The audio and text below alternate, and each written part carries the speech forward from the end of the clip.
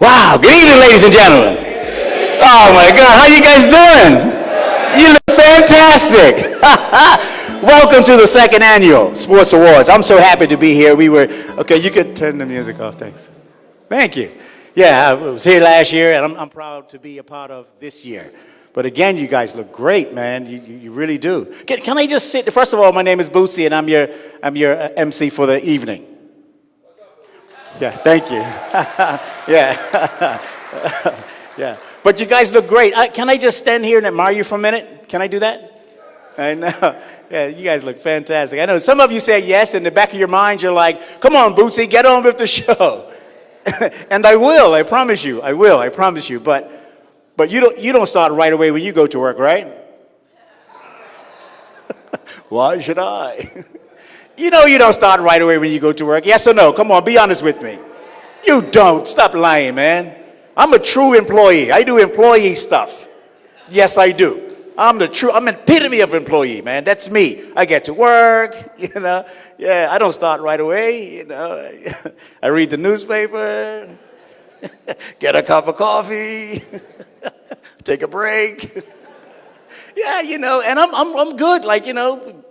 Go to lunch early, come back late. And if my day's not going well, I leave early. Yes or no? That's what we do if we're being very honest, man. But it's so nice to be here. I have this distinguished pleasure to introduce your presenters tonight, which is really interesting because, of course, we're Bermudians. You know, sometimes we're on time and most times we're late. Yes or no? Well, our presenters backstage, first of all, one of them telling me how to do my job, and telling me how I should introduce them. Right, Ms. Hart? Yeah. You know who that is, right? Of course. But what's interesting, they're good friends. They've been friends for years. And I hear them backstage kind of arguing, but politely arguing. You know, so, of course, Randall wants to get on time. He wants to get the show started. This is Randall. Hey, when are we going to start the show, man? Better get this show started, man. What's that? Alan, take it easy, man. What's wrong with you? You panic too much. What's wrong? Yeah, but I mean, time is time. What's wrong? What's wrong? I'm going to work tomorrow, man. I got things to do. Ladies and gentlemen, without further ado, I want you to put your hands together and bring, of course, your presenters tonight, Mr. Alan Richardson and Wendell Smith.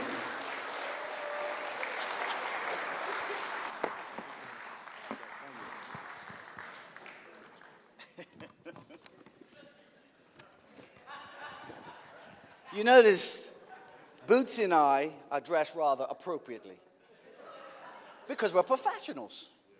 I'm not going to say nothing about this character, but I'll let him talk because I got a long evening. I'm going to cut him up all night. You thought when we do our commentary, you thought that was bad? Nothing compares to tonight. Okay, Wendell, go ahead. Good evening, ladies and gentlemen. First of all, Alan, when you're at a distinguished show, you do your protocol. So don't grab the mic. I'll cover for you. Okay. One kneel to Wendell. Former Premier, our Honorable Alex Scott and his lovely wife, Mrs. Scott. To the Minister. And I'll do a special intro for you. And I see a lot of very distinguished guests. We see Mr. Charlie Marshall, Ms. Judy Simons, Mr. Zeno. My. You all know who that is? Joel Brown's in town. And of course, we've got the Cup Match legends, Mr. Dennis Wainwright and his skipper. And I will be telling them later, Mr. Simons, how you never lost a Cup Match 20 years without without losing. And to all the other distinguished guests, Mr. Neville, Darrell, and there really are too many here to call everybody. We'll be here till about 7 o'clock. But to let you know what tonight's going to be like, our aim is to acknowledge and recognize people who are deserving, and also to make sure you leave having had a few laughs. So I decided I'd dress according to how I'd like the ceremony to be: distinguished but relaxed. Alan tried to play a joke with me and said, oh, you know, it's casual. You can wear jeans and a t-shirt. But the truth is, he always wants to have the limelight. So I figured he'd come in tie and jacket. But my wife said, honey, you look smart like you are. Come, stop it. But you know, I'm going to share something with you, with Randall and I. And every chance I get to go, because when we're on the radio, I always make a point, specific point, to say I'm the lead commentator. And the reason being, when I played my first cup match under my skipper, I see him right there, Neville Darrow. Good to see you, Neville. We had won the toss, I think. I can't remember who won the toss, but anyway, we were batting.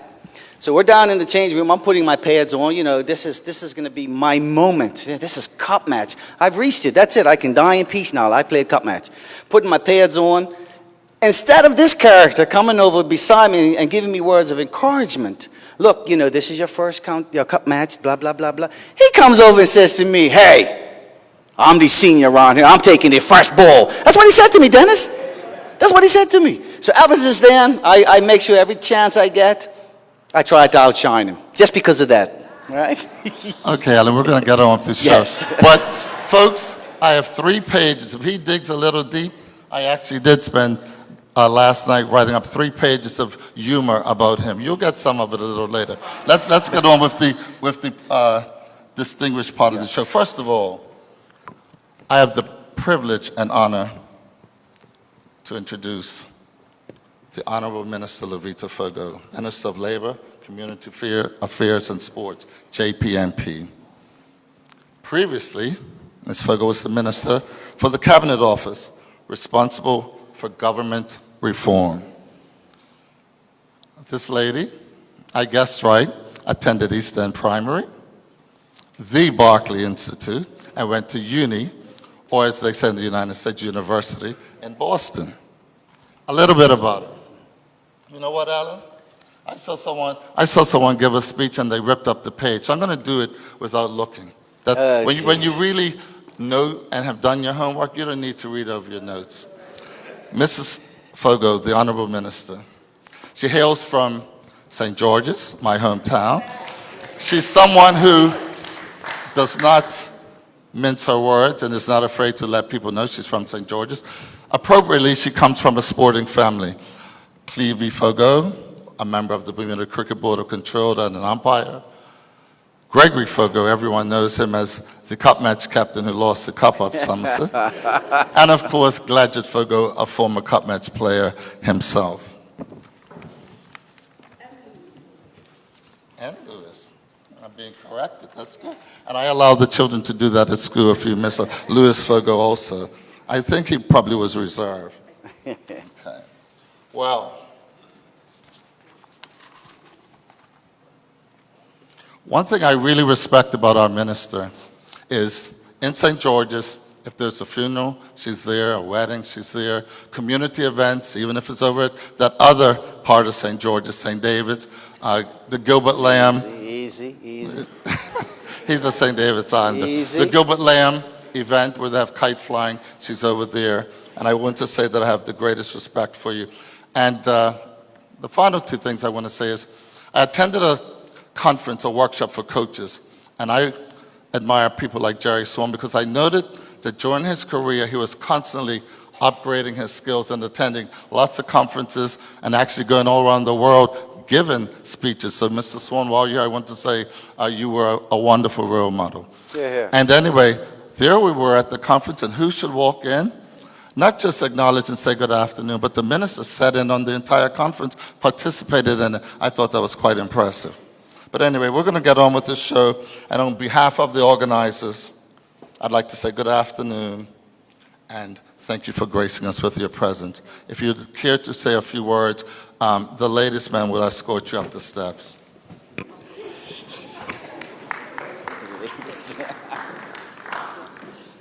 Thank you, guys. You're welcome. Thank you. That was a great introduction. And what is really special about it, I am flanked by St. Georgian cup match players. There you go. The best cup match team ever. Yes. No, but I do understand the theme this evening is where they are now And I want to say that Mark Berger Jennings is doing a phenomenal job with this recognition event, and it's becoming an annual event. And it is so important that we recognize those players who came before us and created the pathway for the Allens, for the Wendels, and for the other young players that play today in the world of sport. And I think anybody that has been a dedicated sports person knows the sacrifice and commitment that it takes to become the best, or that it takes to excel. And I think by honoring persons who have given of themselves in a way that has inspired and motivated others is nothing less than exceptional. And so I wanted to thank Mr.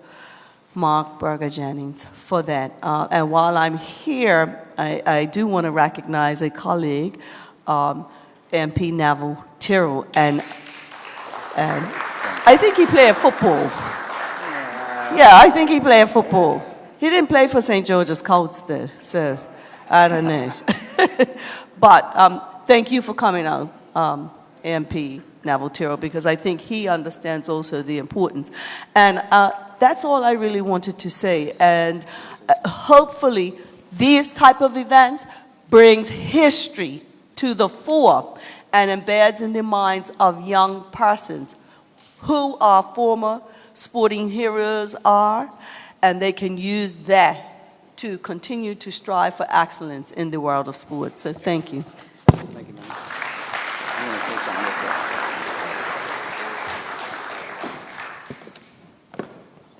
Wendell wasn't dressed appropriately to do this. I'm sorry. Before Bootsy comes out again and introduces the lady that's going to sing a song or two, I was talking to Wendell. We were looking at the list that was compiled, and we went over the list of the awardees that's going to be on stage tonight and going to be honored. And it was amazing to sit and look at these names. Some names I've forgotten. But then as soon as I saw those names, various aspects of sporting life in Bermuda came to me, even as a young boy. In fact, one of them, he doesn't know it, but I'm going to let him know this evening that he, in so many uncertain terms, was instrumental in placing the impetus upon me to become a PE teacher, along with another a great man that I will mention that's passed. So it was really an honor to look at the names of these particular awardees. And the other thing we discussed, it's amazing that all of that history, all of what went on in the sporting life in Bermuda from each and every one of you that's going to be awarded tonight, it's gone. You know, there's no place where it can be captured and we can introduce it. People can come and look at video, look at tapes, and explain and see exactly what each one of you sort of achieved within your lifetime. It would be good to have that, and also you share your experiences as well, because we were doing some digging in the awardees that we're going to present tonight, and I came across things that I never knew. So each and every one of us has a story, and the unfortunate thing is we just don't have anywhere to store that.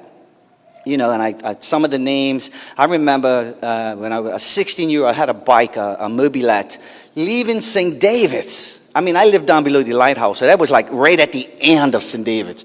And whenever Somerset was playing PHC, Somerset was playing Devonshire Colts, and I see, and what came to my mind when I Muscles Hunt, and I remember Bode, I remember Kenny Cann and those guys, I would get on my bike. You know, my mom said, "Where are you going?" "I'm going to Somerset on my bike," just to watch these guys play, and other things that we'll share as the evening progresses. So that's my only regret when putting this on, and I'm certainly glad Burgers had the impetus to even ask, and of course Wendell and I, to do such an event. There's no way I could say no. And then going through the list one more time, it was like really brought back memories for me. On some of the things that you guys, and some of the things you probably forgot yourselves, but it's certainly stored up in my mind. And it really goes back to that old adage that someone told me years ago. They said, you never know who's watching you. You never know who's looking at you. And of course, you know, there are times when we go through the mud, but then we have to rise up from the mud. You do stupid things within your life, but then it's not so much about being in the mud, it's how you get up out of the mud. And each and every one of you that's being awarded tonight can probably attest to that because you reach those particular heights. Enough of that. We're going to call on the man himself, and then we can get the evening going. Thank you. Okay, give these guys another round of applause, please. Can make them feel welcome. We're in for a night. Larita Adderley, are you in the building? She is? Larita? Yeah. That's a deep voice for Larita. That's scary. You here? Okay, well, ladies and gentlemen, you got to come backstage, babe. I'm sorry? Oh, you need 5 minutes. Okay. I'm timing you. I got things to do. So I'll kind of take up the moment. Is that okay? Yeah, let me take up the moment, man. I want to share something with you while Larita gets down. I want to share this. This is dear to me. I actually, clap if you're Christian. I need to see who's here. Christians? Okay, great. Fantastic. Clap if you're going to be or you want to be a Christian, but Christmas is here. Clap. Because you know those folks. Some of you are like, I'll wait till after Christmas. But I want to share this with you, man. I stopped drinking. You should, yeah, thank you. Thank you. Yeah, I stopped drinking. Yeah, I did, but I did, yeah. And some people say, but Bootsy, you wrote the song. And I did. I wrote the song. Yeah. Bermudians love to drink. I wrote that song, yeah. Clap if you have the song. Okay, two people. Thanks. Great. My career is moving. And it's funny because I wrote this song, and the government at the time, I want to share this with you, the government at the time didn't want to embrace the song. They said they don't want tourists to think that all we do is drink here in Bermuda. And I said, but we do. Yeah. I said they probably drink for the same reasons I wrote the song. Right? So clap if you drink or used to drink. Okay, great. This should be interesting. See, I wrote the song. I said they probably drink for the same reasons I wrote the song. And this is why I wrote the song. So if you drink for these reasons, just say drink. Okay, you with me?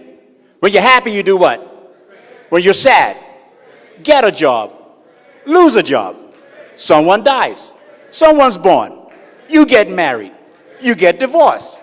It's your birthday. It's your friend's birthday. It's raining. It's sunny. It's a weekend. See, that's why I wrote the song. That's why I wrote the song, man. But, going to church now, back to church. Like, I'm that guy, back to church, man. Which is real cool. Okay. Well, hold on, wait. I made a deal with God. I want to share this with you, man. I don't use profanity in my act, never have. I've been on stage for 34 years. I made a deal with God 34 years ago. I said, God, if you take care of my career, I'll never use profanity on stage. I can stand here tonight and say, after 34 years, I've never used profanity on stage. That's cool, right? Hold on, wait. Stop. Whoa. I've kept my end of the bargain. I'm still waiting. I am, man. And I went back to church, and it's no different. Because, let me tell you something. The people that go to church, you got to understand this. And then I'm on here. I got to share this with you. You have people that go to church, they've been going to church forever, 30, 40 years, man. Right? And one thing about a lot of the churches in Bermuda, they sing the same songs every Sunday, yes or no? Sometimes in the same order, yes or no? Yes. And for a young boy, it's confusing. Because I'm in church. I was young at the time, and I'm sitting beside these people. The same songs comes on, and you get people in church that when their favorite song comes on, these people will sing to the top of their lungs. Yes or no? And when they get, and this is the favorite song. When they get to the part they don't know, what do they do? They hum. Don't act like you've seen this before, man. Come on, you have, oh Lord my God, will truly works of wonders.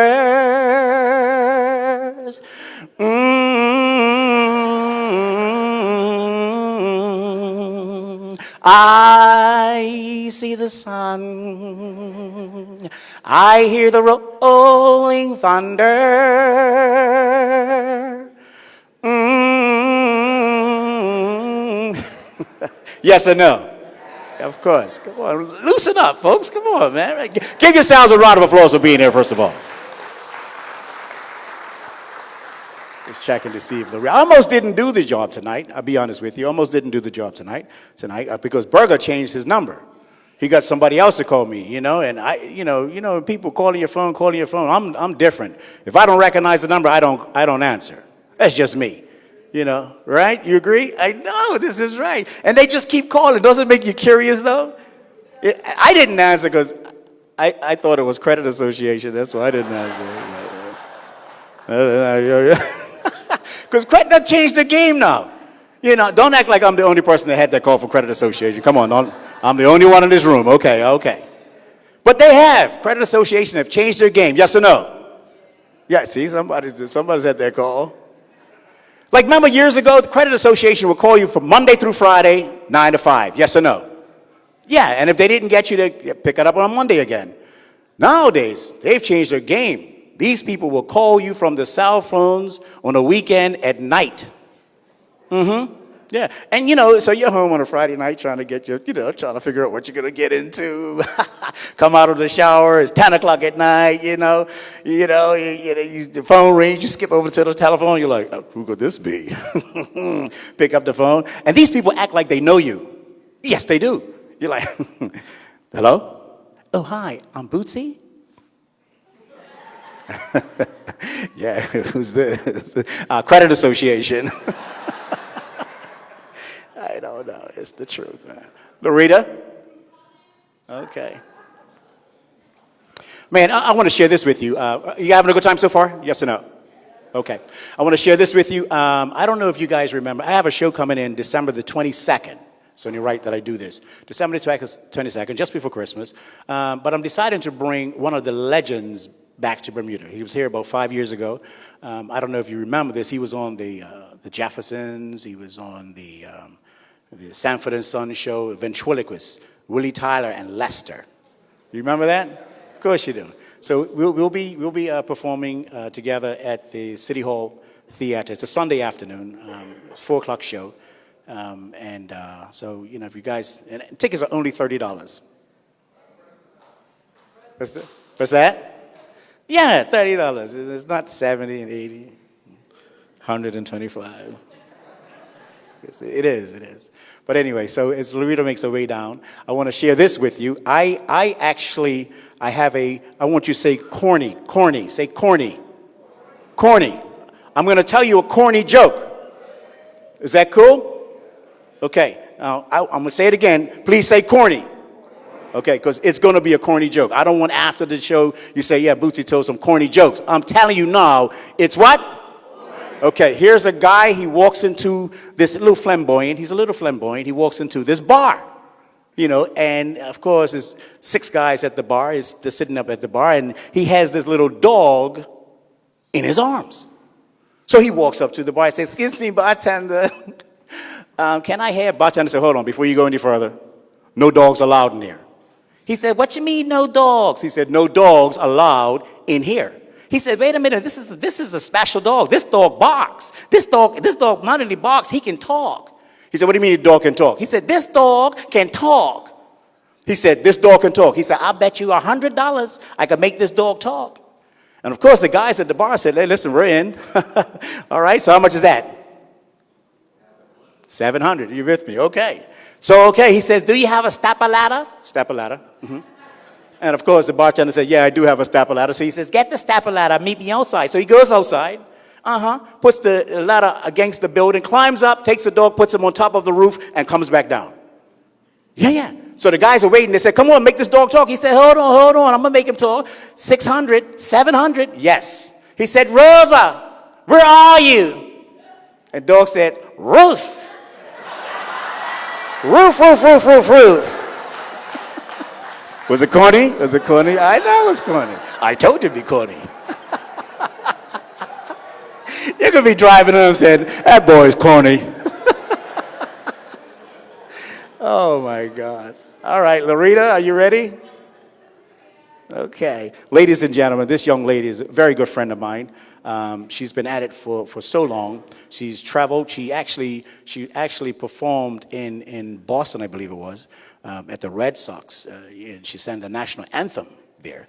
Yes, she did. She's also a former Bermuda idol. So I want you to put your hands together and let's welcome to the stage Larita Adderley.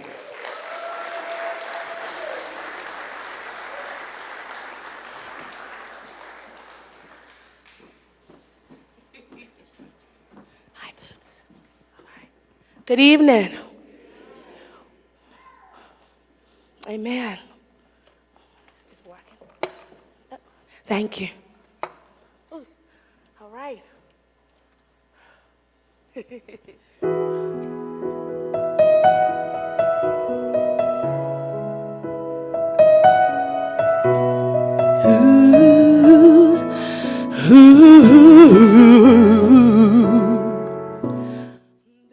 a hero. If you look inside your heart, you don't have to be afraid of what you are. There's an answer. If you reach into your soul, and the sorrow that you know will melt away,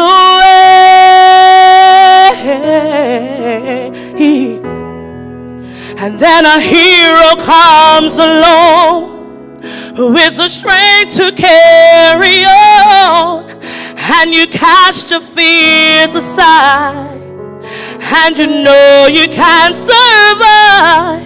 So when you feel like hope is gone, look inside you and be strong, and you finally see the truth that a hero lies in you.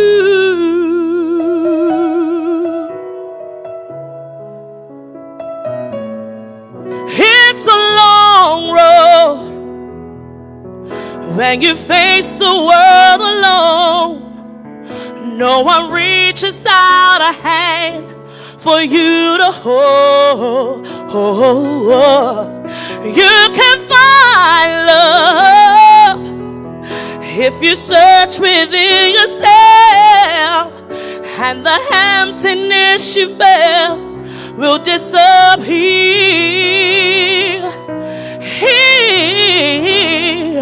And then a hero comes along with the strength to carry on, and you cast your fears aside, and you know you can survive. So when you feel like hope is gone, look inside you and be strong, and you finally see the truth that a hero lies in you. Oh, Lord knows dreams are hard to follow, but don't let anyone tear them away. Hold on, there will be tomorrow. Anytime you find the way,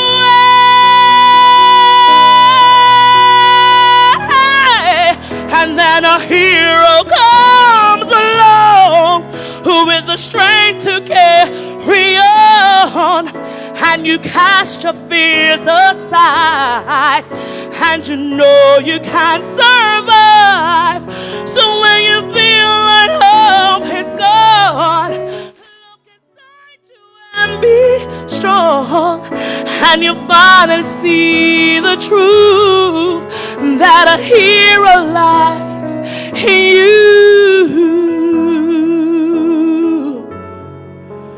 That a hero lies in you. Thank you.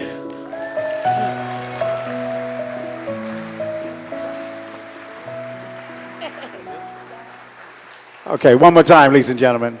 For Lita Rita Allen.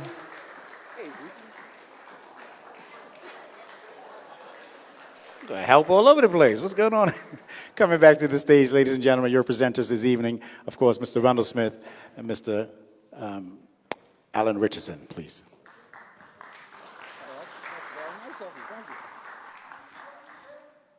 Now we get to a particular part of our ceremony where we will honor sportsmen that have really, that I've admired, that Randall has admired, and I'm sure a lot of you have admired as well.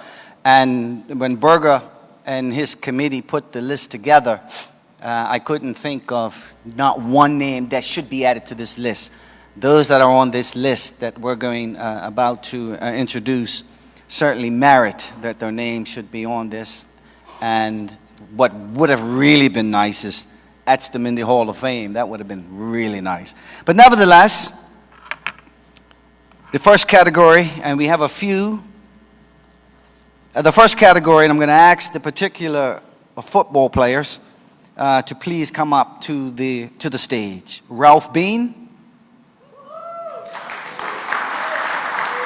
Larry Dowell, Dave Waltham, and Larry Muscles Hunt. I will give each one an opportunity to say thank you once they've received the awards.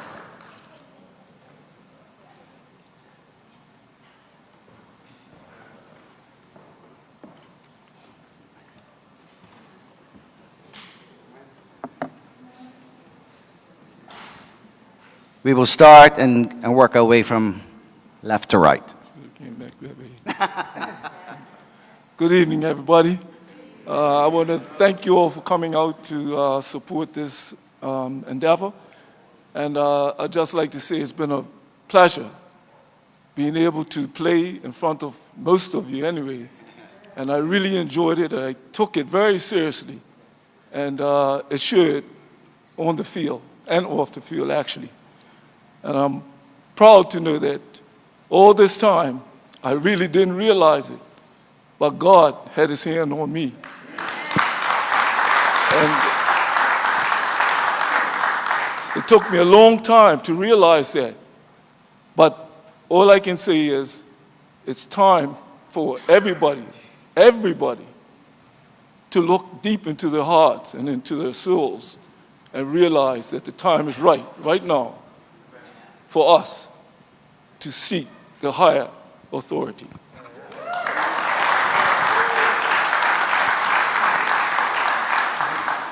Oh, good evening, everybody. I'm just thank the Almighty God that I'm here to smell the roses. Thank you. Yes.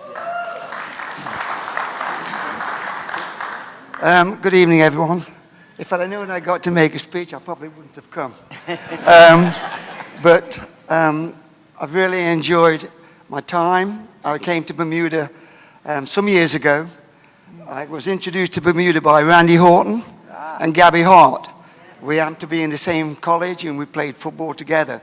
And I jokingly said, well, it was a time when Social Club, believe it or not, was 3 years undefeated.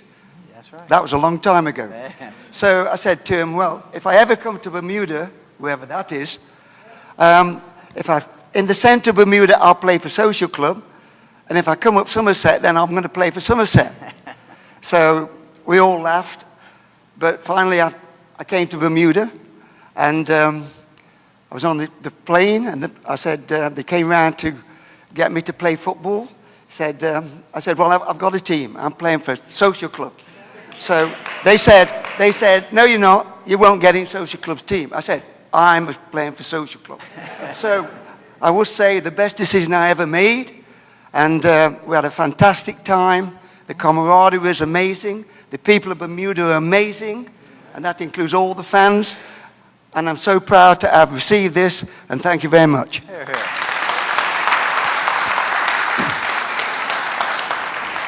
here. Good evening, one and all. You know, I coach Pee Wee soccer from 3 years old. I go to the Leafroy twice a week So I basically coach people from 3 to 93. And if it wasn't for the good Lord upstairs, I wouldn't have that ability. I want to thank my wife for almost 50 years. Put your hand out. I mean, I brought up other people's children. My wife had to bring up my own children, so on her own. I want to thank Berger and the committee for selecting me, and it was a great honor. Thank you very much. Great. I was just informed by the photographer backstage. Once you receive your award, you can go backstage because I think they want to take a personal picture of each and every one of you. So, my good brothers, you can go through here. Here we go. Like he's trying to sweep something up. Like, I'm going to just rest this. I'll rest this on the you know, when I remember Ralph Gumbo being, particularly there's the Triple Crown years when he was playing with North Village. He played a lot of football in St. David's. I think the field was in St. David's at the time, the home field. And he was outstanding, as we all know. And each and every one of them were outstanding in their own right. I mean, Larry Darrell, and I was looking at you, Charlie Marshall, Mr. Charlie Marshall, and I was thinking, as a referee, you want to have control of the game, but at the same time, you don't want to be noticed. Larry Darrell was the same way. He was very efficient. You know, he got the job done. No fanfare and all this sort of stuff, but he got the job done. And I was thinking of you as a referee, how you want to be in charge of the game, let the game flow, but at the same time, you're not the focal. And when they don't recognize the referee, then you've done an excellent job. But my thing with Gumbo, to be very, very honest, one afternoon, I was flicking through my channels, and I came across the channel where First Church of God comes on. I think it was 82 at the time. I can't remember the channel. And I was flicking through, and I listened to the pastor for a bit. And then, you know how they pan in the audience, the choir? And I saw a Gumbo. And you know, out of all of his accolades that he's had on the field, none had more impact on me than seeing him up there singing in the choir. And then imagine, none. I kid you not.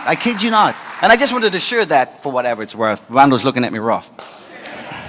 I'm not looking at you rough at all, Alan, because to be honest, before today's ceremony, we had a word about church. I told him how the service today was very touching. In fact, if I share a testimony, I was almost starting to cry in church today because the message is something that I think all of you could recognize. He talked about as we get older, we don't want to be wasting our time. And he even said it to the younger folks, don't waste your time. Be picky with your time. And his message was about the fact that as we get older, it seems like time, the days go quicker and the years go quicker. But his main message was this: if you knew you were about to pass soon, what would you want to do with your time that you have remaining? And it made me reflect. Spend time with family, spend time with loved ones, tell people the things you'd want them to know, because you never know, tomorrow's not promised to anyone. So I thought, when I left there, I said, the Lord said to me, pass that message on to the guests today, because isn't it amazing when you pick up the Royal Gazette and you look at those obituaries and you think, wow, people that are younger than me, or people I went to school with, people in their 30s, 50s. So I guess I'd like to say, and I thought of Mr. Zeno, and I'll speak about him later, the fact that as I read his story during research, he's a man who seemed to live life to the fullest. And I have a motto I live my life by, and it seemed like it, sir, is one that you've done. Work hard, play hard. When you're going to go on vacation, live your life to the fullest. But when you're at work, that's why I'm a person tonight. Let's start on time. Let's get busy. Bootsy was only joking, man. Don't say. Okay. Come on. But anyway, I'm not gonna preach. But thank you, Alan. It's nice to go with that message. Which group are we on now? I have to cut him short because it's just like on the radio. He wants to talk and talk and talk. People want to know about the cricket, right? Crying out loud. Okay, here we go. This cricket. The next category is cricket. And I would like for these particular persons to come up when your name is called. Leon Spider Blakeney.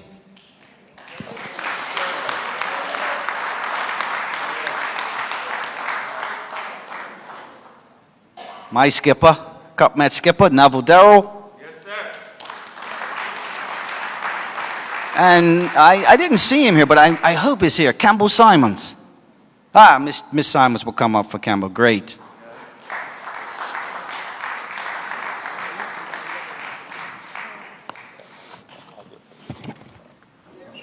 Okay, no.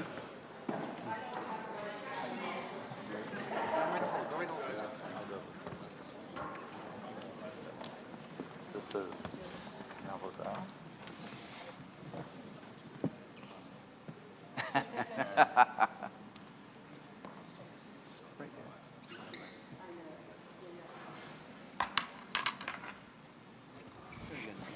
You got it?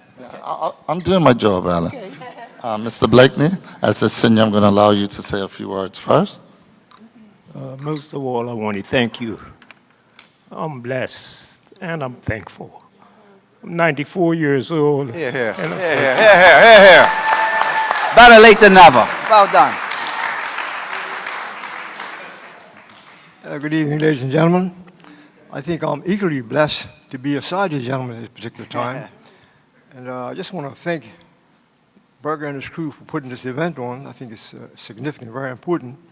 I think I'm honored to be in the room with such greats like my Captain Associate Bummy Simons and others. I think it is an honor, and I feel honored to be here.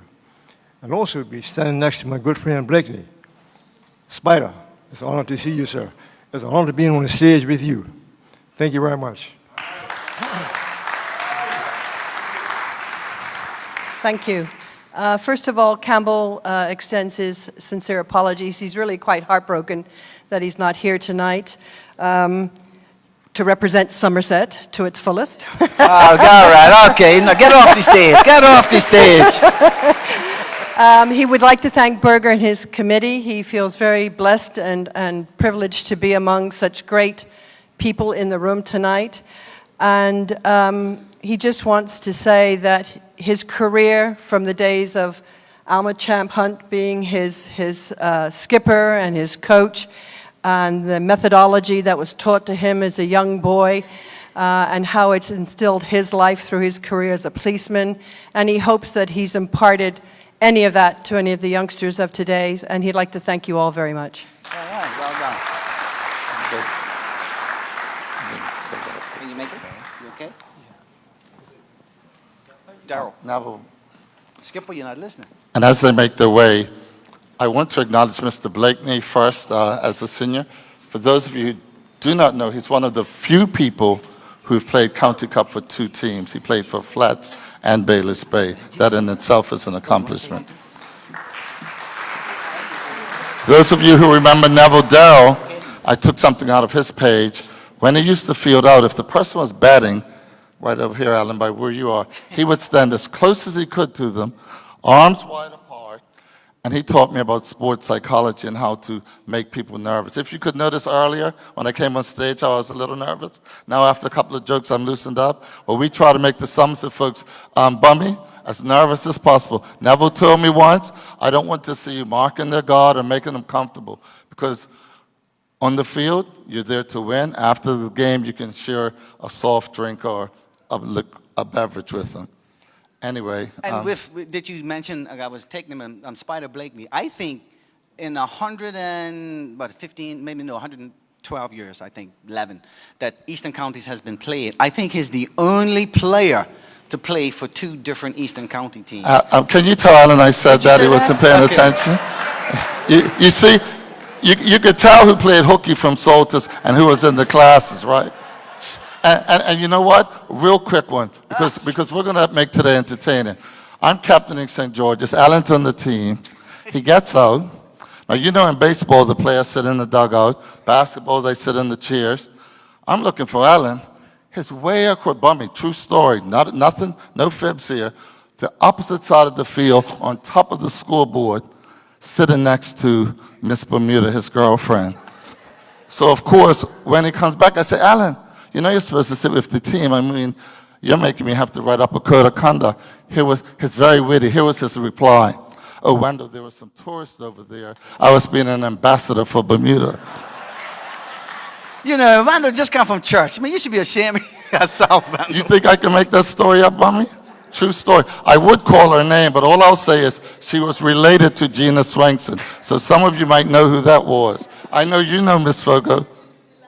A, yes. And ends with D, the second. Thank you very much. Vandal, my wife's here, okay? Stop. Let's get on with it. The next category. With Campbell Simons, what stays in my mind, I don't know if you play, I think you played as well, Vandal. Campbell Simons, his last cup match, he scored a century. Yeah? And do you remember who dropped him? No one's asking you, Vandal. Lionel Thomas dropped him. I think he was on about 20. And I don't know of anyone else that has scored a century and then retired other than Campbell Simons. And I remember that about Campbell Simons. The next category is softball. Quinton Ming.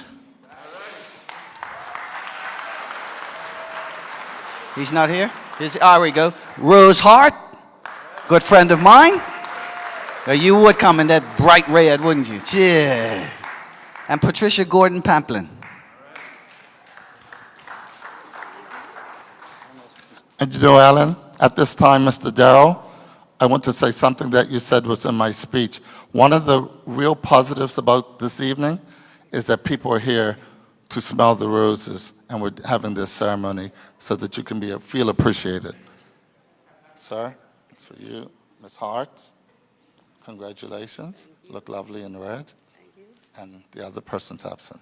Sir, if you'd like to say a few words. Come forward. Yeah, sure, come forward. Give it to the lady first, Vandal. Jeez. I was going by seniority, Alan, but anyway. Good evening, ladies and gentlemen. It's an honor to be here tonight to receive this award. My humble beginnings in sports began at West End, then on to Berkeley. Then my club side was the Somerset Bluebirds. From there, I was picked to represent the Big Blue Machine. And we had several victories, won several tournaments. After that, the pinnacle, I should say, of my softball career was when we won the gold in Bogota, Colombia, in 1978.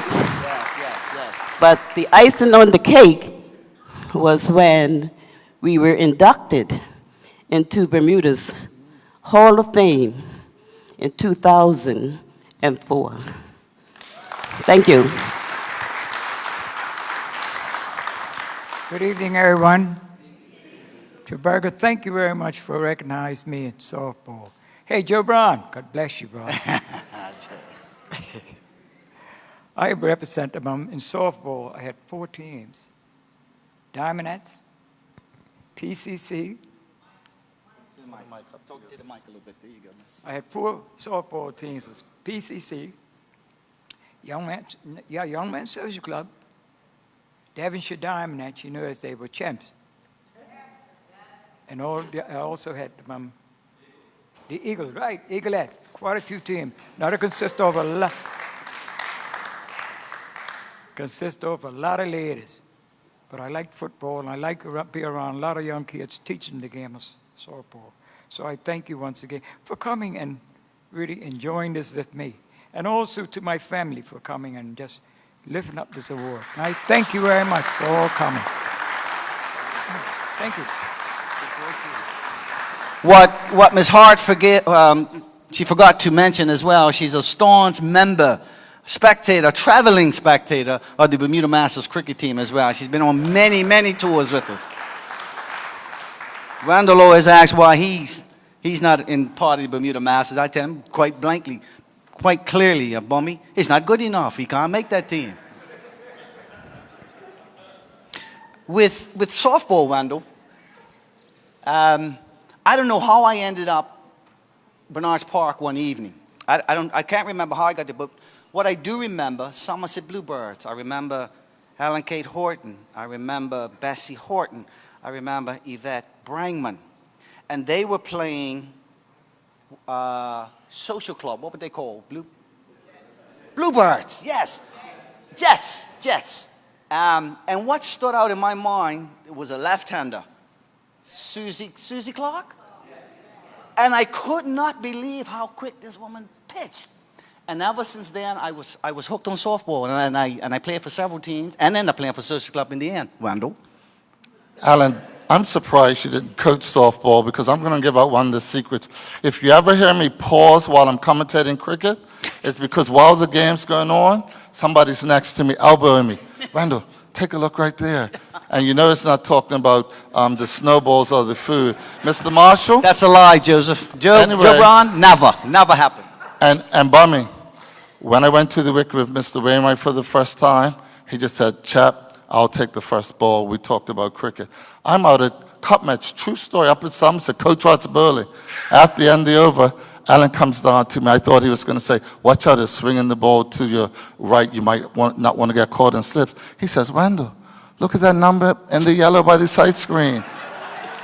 Anyway, let's get on with the show, Alan. Every time you take a dig at throw me under the bus, man. Shoot, Miss Simons, I spent last night writing 3 pages. I told him, don't do it tonight. If he takes a dig, I'm coming back. Anyway, let's get on with the show, Alan. Track and field.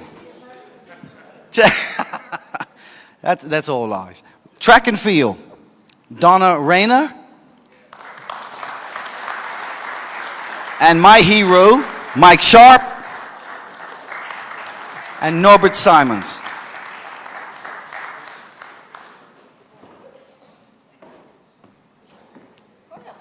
Yeah, there you go.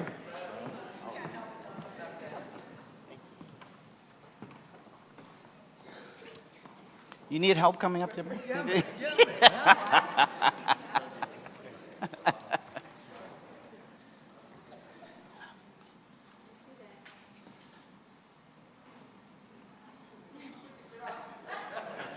Come on, Wendell, you're so busy lying. Good evening, everyone. First of all, Mark, I would like to thank you. You've supported me as an athlete. You're now supporting me as an administrator. First of all, the next person that I would like to thank is Mr. Jerry Swan. Here. What you all don't know is that Mr. Swan was the person that got me to the top level in athletics. He got me to the Pan Am Games. So, Mr. Swan, I say thank you very, very much. And because of all of the, yes, give him a hand. And because of all of the success that I had in athletics, I decided to become an administrator because as I see some of my young athletes here today, what I always wanted to do is to give back. I was able to travel the world. I was able to get a university scholarship through this sport. And I see no reason why we shouldn't have other young Bermudians having the same opportunities that I have had. And that's the reason why I decided that I wanted to become an administrator of the sport, give back to what's been given to me. I'm enjoying it thoroughly, and I'm hoping to see more of our young athletes, not just in track and field, but in any sport, reach their potential, the talent that the Lord has given them, that they use it, and they gain whatever they can, and they put Bermuda on the map. And I think we're on our way. Thank you very much. Thank you again, Berger. Good evening, all of you. Give me some tough shoes to follow. She speaks all the time as a president. I'm retired. I'm an old guy. But I do want to say thank you, Mark, Hamburger, and the committee, Donald, all of you. I'm going to dwell a little bit on Jerry myself because if Jerry wasn't doing triple jump, I wouldn't have got into probably triple jump. He was the king of triple jump before I came along. And so he had a major role to do with me as well. And he was also, what, national coach. So I'm also tipping the hat to you, Mr. Swan, and saying thank you for inspiring me for going on. Donna, you went towards and a scholarship. You was up in Jackson, and I went Gainesville with the, I'm a Gator for life. Yeah. Gainesville. So you went that way with the administration, and I went that way to try and keep a track of all the athletes. So I felt in my small way I've tried to give back as well. And gosh, I see so many of you out there that, Mr. Marshall, referee, awesome people out there. I mean, I don't want to start calling off names. Cracks, I mean, gosh, man, Gumbo, and then you had the softball posse, Mr. Darrell Wendell. I'm surprised you didn't go into how he cracked jokes so much out there on the field, because I remember covering a little bit of him, and I was light. I was light, real light. But good, and these two, we could talk about that. We can go into that for a little bit as far as county commentary and all that. But they couldn't have picked two better hosts, and I just thank you guys. You're doing a wonderful job. Thank you, Mike. Thank you. Thank you. Folks, during this show, you may see us pause to reflect on a couple of things. Mr. Swan, I want to echo the sentiments of our speakers. It must be wonderful to sit here and to be able to receive the applause. But what I want to, and you see where I'm living, but one of the things as an educator that I stress to the young children is the importance of their education. And while they're pushing their endeavors and trying to maximize their talent in sports, to realize how much money they can save their parents financially. Because I know from having my son in Nova Scotia, $28,000. The same time my daughter was in university, $32,000. And just this last week, I ran into two former students. One of them, Jade Stewart, she's away. Her mother said, Mr. Smith, she doesn't pay a single cent at all for university because she's on a soccer scholarship, Mr. Marshall. Next girl, just this week you would have heard on the sports, Nia Christopher, full ride, university. And it's a reality that our children, when they do take their academics and their sports seriously, they can go places. Finally, there's a little girl, Tasana Fisher. She became a prefect. I had the privilege of calling her mother to say, and I love this, oh please, we have an assembly coming on Friday. We let the parents come and pin the prefects on the children. We don't do it ourselves. And of course, there's the tears and the happiness. But would you know, when I called that parent, the mother said, Mr. Smith, I'm a blessed lady. So why do you say that? Because I knew there was more to it. She said, would you believe my other daughter's in the UK, and she had to go for an interview with and out of 192 persons, they were only choosing one. And would you believe my daughter from Bermuda got this opportunity to go to California to work with doctors as an intern? What a blessing.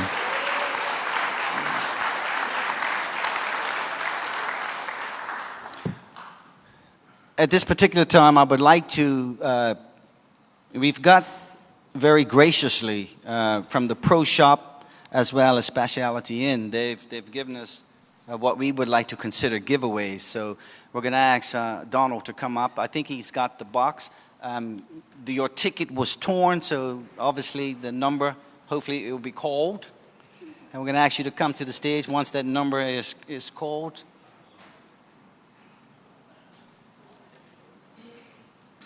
Wow. Whoa. Okay. So I should have bought a ticket. No. Yeah. The bucket's okay. Randall, you want to go ahead and do the honors? Specialty Inn. There's a giveaway, as we call it here.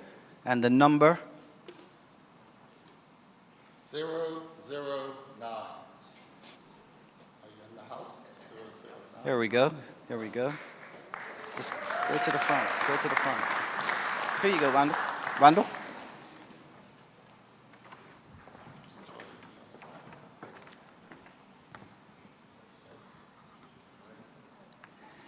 We have a gift voucher from the Pro Shop Limited.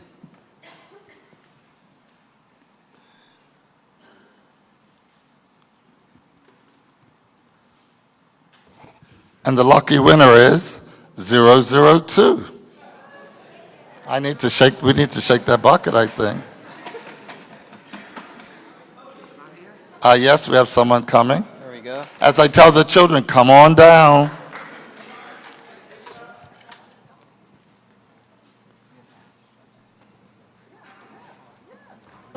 Careful.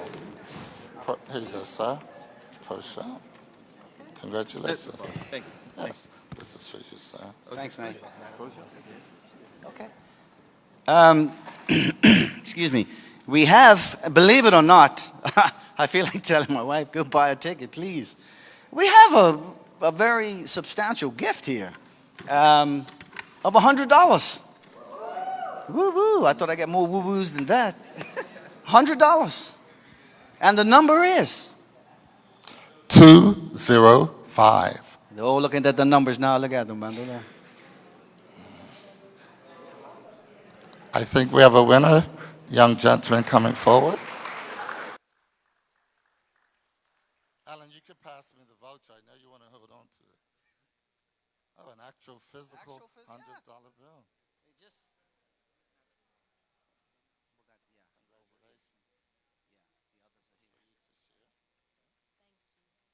Quite welcome.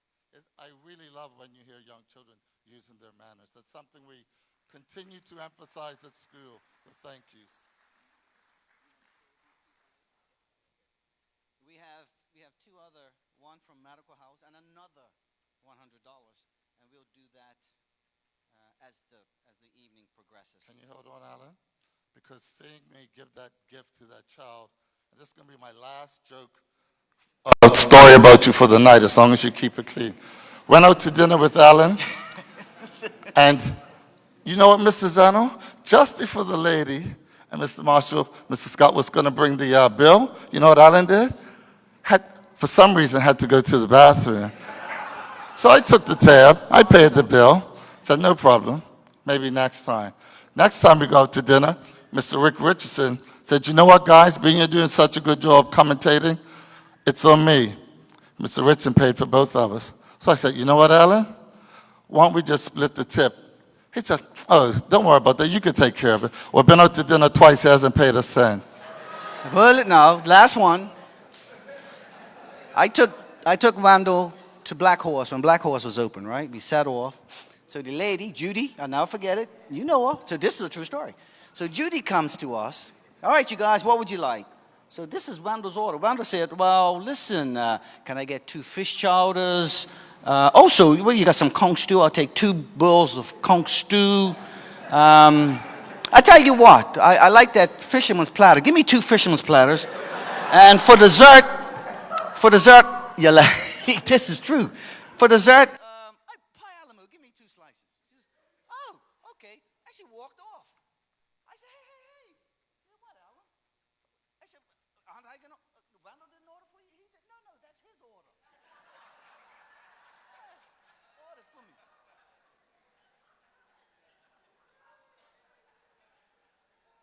That was his order. Can you imagine? Now, we have come to and burgers. I am certainly well pleased, and if I would have put this on, I would have never thought of this particular area. And this ringing of the bell for the deceased persons. I thought it was so appropriate, and at this time, and I'm hoping the gentleman upstairs, we want to pay homage to these particular sports personalities and persons that have passed. So at this time, as he's waiting, I'll call the names, and then we'll have a ringing of the bell for each one. Mr. Lloyd James. Oh, man.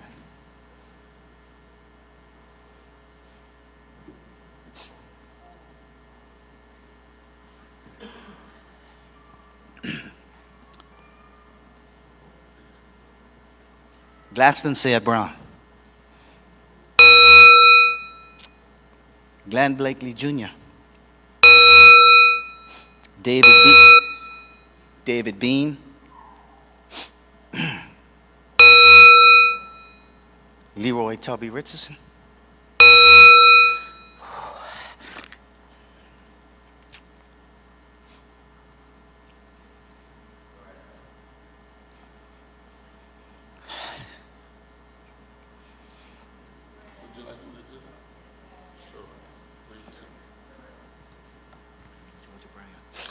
George O'Brien Sr., Brandon Woolridge, Glenn Cleary, pitcher. Reginald Lucky, pitcher. Terry Warner. And Earlston Scratchy Lawrence. May they rest in peace.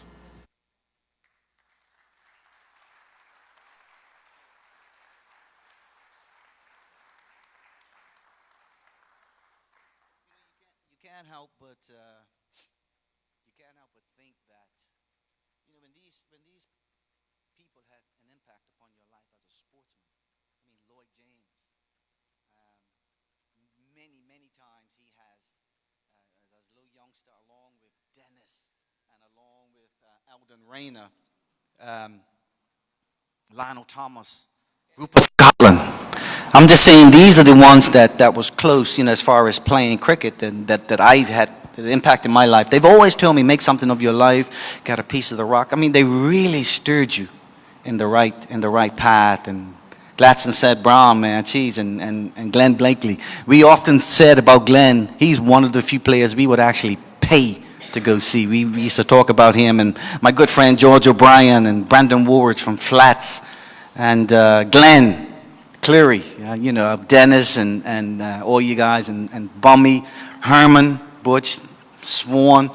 I mean, you played against Cleary and those guys. I caught him a bit late in life, and my good pal Reginald Lucky pitcher. I mean, Burgers, you and him was no too closer than you guys, but nevertheless, that was I was so glad you decided to put that in.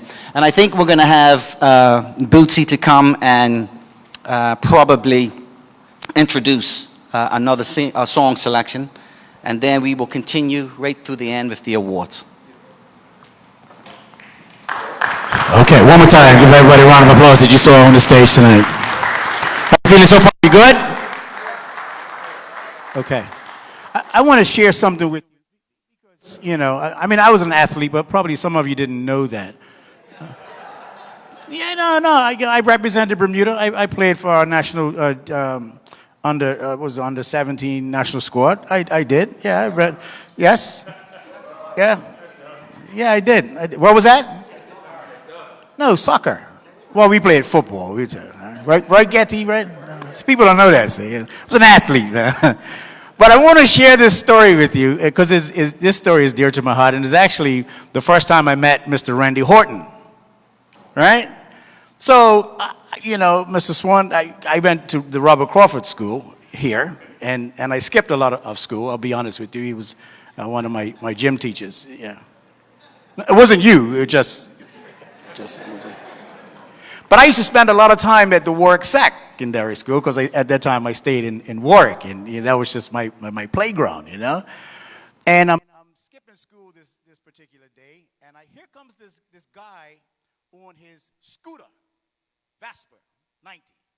He pulls up in front of the Warwick Secondary School, and he's shouting out. He wants Mr. Horton. He clearly didn't know who Mr. Horton was at that time. He's shouting out, Mr. Horton must have corrected his child, and he wanted to clear this up because nobody touches his child. So he's shouting out, he's using all kinds of profanity, and Mr. Horton must have been out in the staff room upstairs, and he comes up, pulls up the glass and looks out. So you looking for me? And he said, Mr. Yuck, come down here, come down. Nobody puts their hands on my child. Come down here right now. He said, I'll be right down. When he closed the window, everything shattered. Clink, clink, clink. So here's the dude. And the bike wouldn't start. Hear me? Put the bike on the stand and left. And that's a true story, kid you not, man. I was like, who is this guy, Mr. Horton, Mr. Randy Horton? As a matter of fact, years ago, I told him that story. He thought I went to school. I was like, no, I didn't. I went to Robert Crawford. So, folks, right after this, I actually have to leave. So I'm gonna part because I have another show to do. So I gotta go to do my show at Grotto Bay. I do a show every Sunday night at Grotto Bay. If you're interested, it's free. It's a 9 o'clock show. I've been there for 5 years. I haven't seen any of you there. Just thought I'd put it out there for you. Yeah. But ladies and gentlemen, without further ado, let's bring back Loretta Adderley to the stage.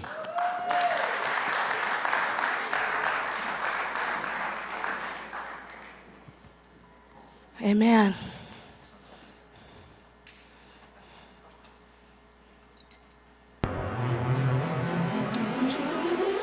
The song is called You Say.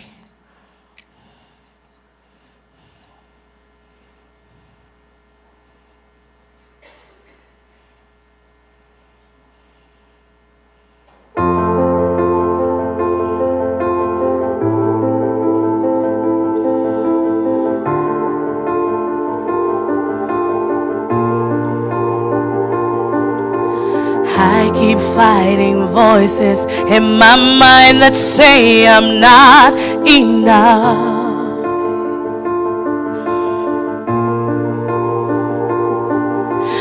Every single lie that tells me I will never measure up.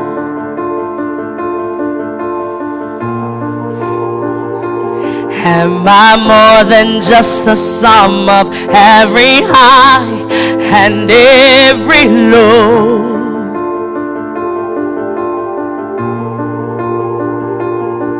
Remind me once again just who I am, because I need to know.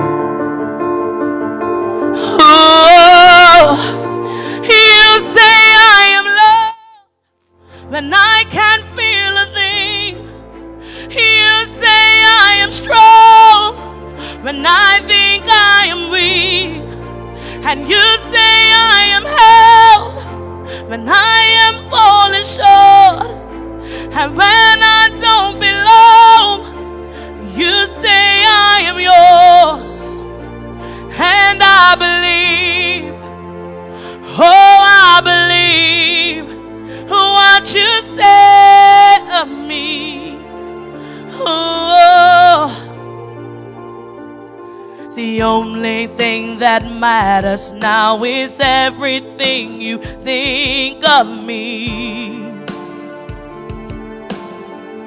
Yeah. In you I find my worth, in you I find my identity.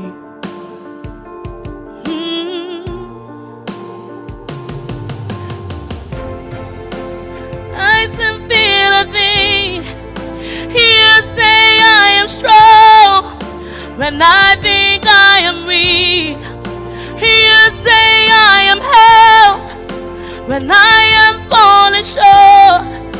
And when I don't belong, oh, you say I am yours. Oh, I believe, oh, I believe what you said to me. Oh, taking all I have and now, taking all I have and now I'm laying it at your feet.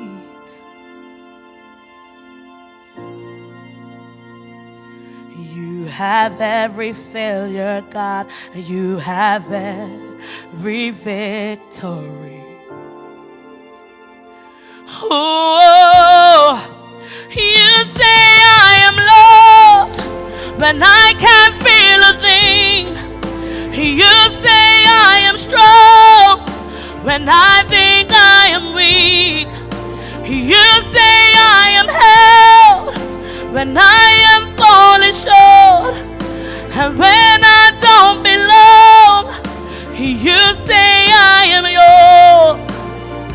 And I believe, oh, I believe what you said to me. Oh, oh, I believe, oh, I believe what you said to me. Oh, yes, I believe, oh, I believe what you said to me. Oh, yes, I believe. Thank you.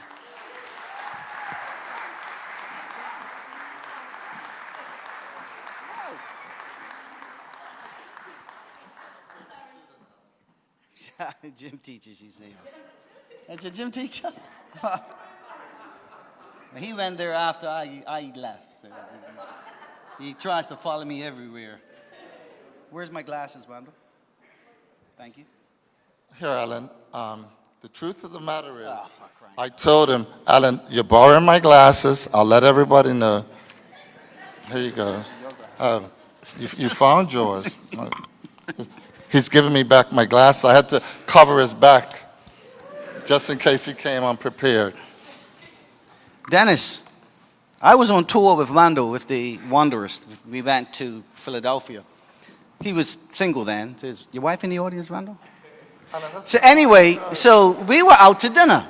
And Wando met this, I must admit, she was drop dead gorgeous, Dennis. Drop dead, man. So of course I was the third wheel. But nevertheless, she says, no, you stay. Let's have dinner with her. No, lunch. It was lunch. That's right. So we started around about 12:30. So the lunch went until about 3:30. So for about a couple of hours or so, I was sitting at my thing. Wanda was there, and the young lady whom he met. And for those of you that don't know Wanda is very charismatic. He always reflects me and throws it on me as the ladies' man, but he's the true ladies' man. With his speech, Dennis, you should have heard him. Like, I had to listen to things like, oh, your eyes are like stars that light up at night. I just want to take you on a cruise. I want you to come to Bermuda. I want you. I mean, he went on and on. And you know what happened? After about 2 hours, I said, I said, excuse me, miss. What was her name, Wando? Karen? I said, oh, say Karen. I need to say something to Wando. I listened to this for 2 hours, Dennis. And I told him, I confess, I'm in love with you, Wando. I fell in love with Wando. Okay, I listened to Wando for 2 hours. And I said, listen, mate, I'm in love with you. That's a true story. That's a true story. You know, you see him here. He is such a ladies' man. He was so eloquent. You know, and then he wanted to, and then he recited poetry. I fell in love with him. You know now what? We said we're going to get off the show and Yes. go right through, and we will go right through the end. But that's the same dinner. When you saw the menu, you said to the lady, "Can I have some of that quiche?" I said, "Alan, the word is quiche." Then his order comes, and he says, "I didn't order this. I ordered some fish." I said, "Alan, don't you know what filet mignon is?" But anyway, Alan, let's go through the rest of the show. And, because folks I may have can't somewhere believe you're to laughing at that, man. You crowd are just like corny. Let's go. Let's get on with the show. Marathon running. And of course, we have one of the, in my opinion, and it's funny, I heard these names before I even knew what marathon running was all about. Mr. Jeff Payne. I used to think he had the biggest chest in Bermuda. The biggest chest in Bermuda. He had a barrel of a chest. I remember that. Leon Matthews. Not here. And Gary Wilkinson.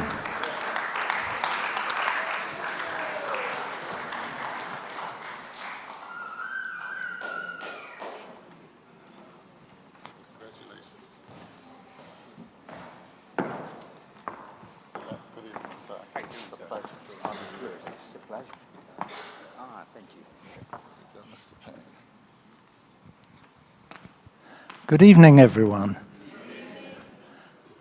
Thank you for this, because the 24th of May, perhaps second to Cup Match, is probably the most important sporting event of the year.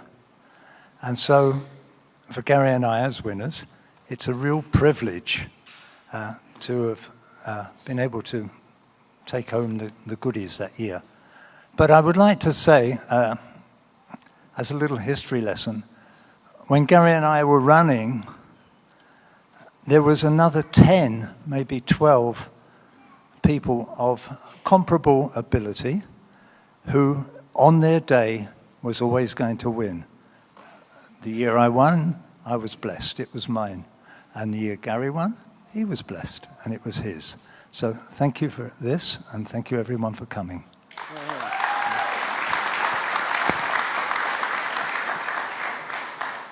First of all, good evening to Berger and his committee, to Sport Bermuda Magazine, and all those responsible for making this evening's activities possible. Let me just say thank you. It's all right. Yeah. Good stuff. Good stuff. Good stuff. You deserve it. Thank you for the acknowledgement. Thank you for deeming my contribution Here, here. worthy of mention. Yes, yes.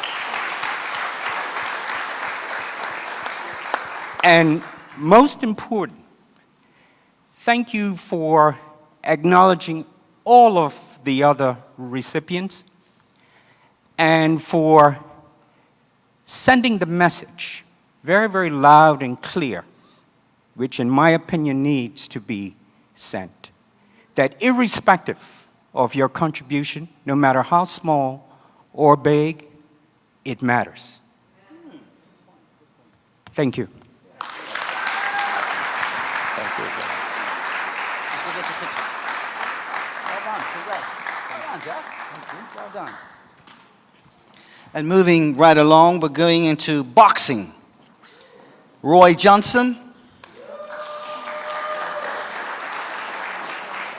I thought I saw Roy here. Vincent Tweed Jr. And Teresa Perazzi.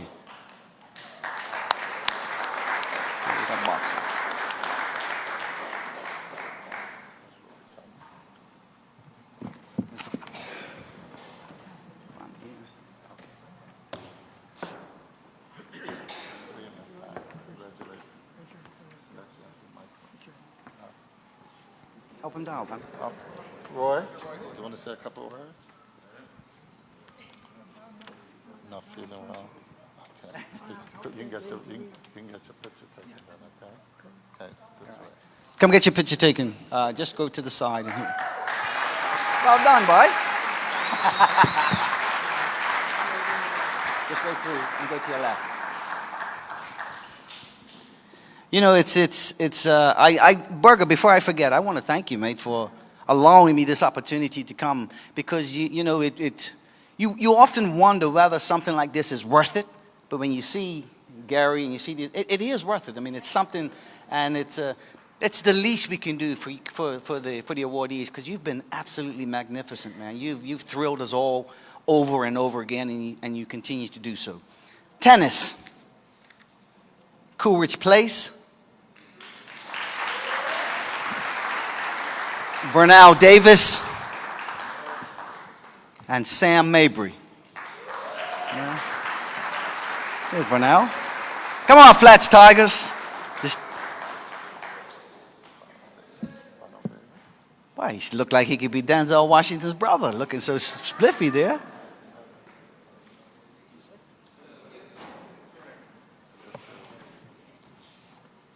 Stay right there.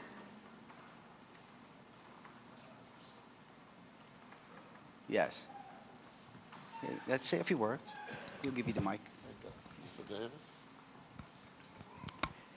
Good evening.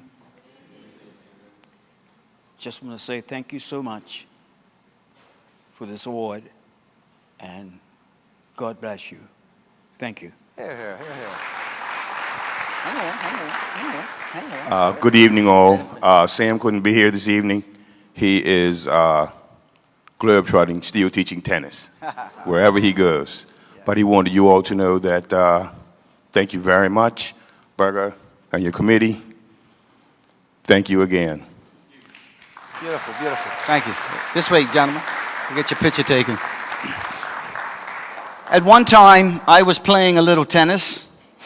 I was pretty decent at it.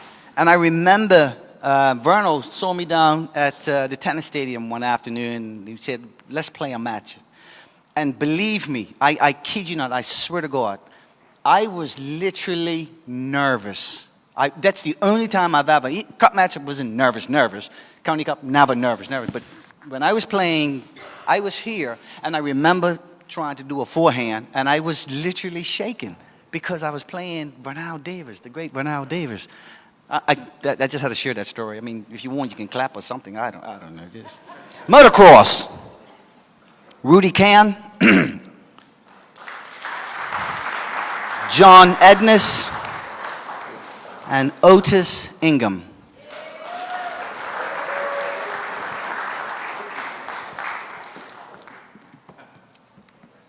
Oh, you can help me out this time.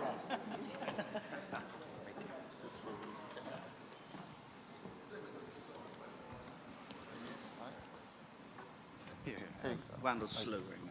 Yeah. Good evening, everyone. It's a pleasure to be here to accept this award on behalf of my son-in-law, Rudy Can. Sorry. He is off the island. The entire family, my daughter, Kimberly, my granddaughter, Katrina. I want to thank the committee, Berger and his committee, the Sports Bermuda magazine, and I know he'll be very happy. For those of you who don't know Rudy, he is the director of Marine and Ports. When he married my daughter, and I knew he was in motocross, I said, "Oh Lord, please, don't tow my daughter." He has also received an award, a government award, Sports Achievement Award, some time back. So, on behalf of Rudy, once again, thank you very much. Let's go to your left. This category is very seldom recognized, I guess for obvious reasons, Randall, but we're going to the media. Colin Zool.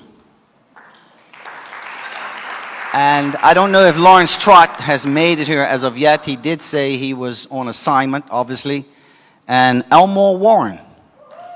Mr. Fresh himself. Rhonda, we could only dream and aspire to be as good as this gentleman here.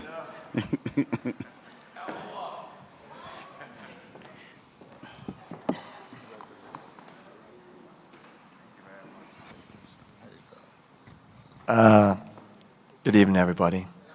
I'm humbled by this award, and it'd be remiss of me really to not share this with so many of us in the media right now. I mean, I know Berger and I worked together in doing one of the first real international football matches myself. We had him and Clyde Best together, and we done some national games.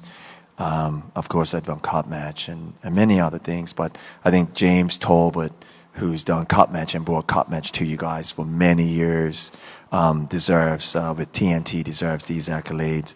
Of course, one of my all-time favorites to even just know, and I saw him the other day, which is Joel Braun.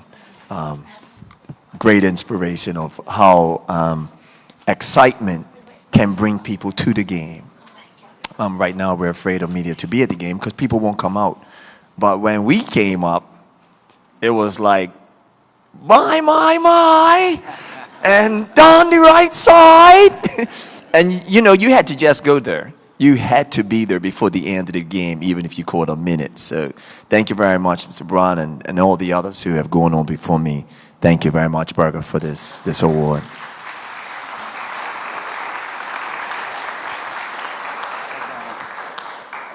For cycling, we have Delano Ingham.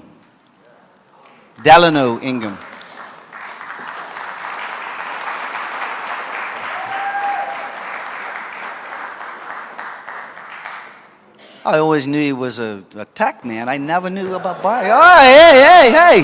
Thank you very much. Good stuff. Yeah, that's it for cycling. I thank you very much, and I thank the committee for putting this on. And I need to say that last night they got my name wrong as well at the gala. I received the award from the PLP. Tonight is you guys, and on Tuesday I got to go to Government House. Now, I'm getting worried because maybe I'm coming to the end. They're trying to give me my flowers while I'm alive. Okay.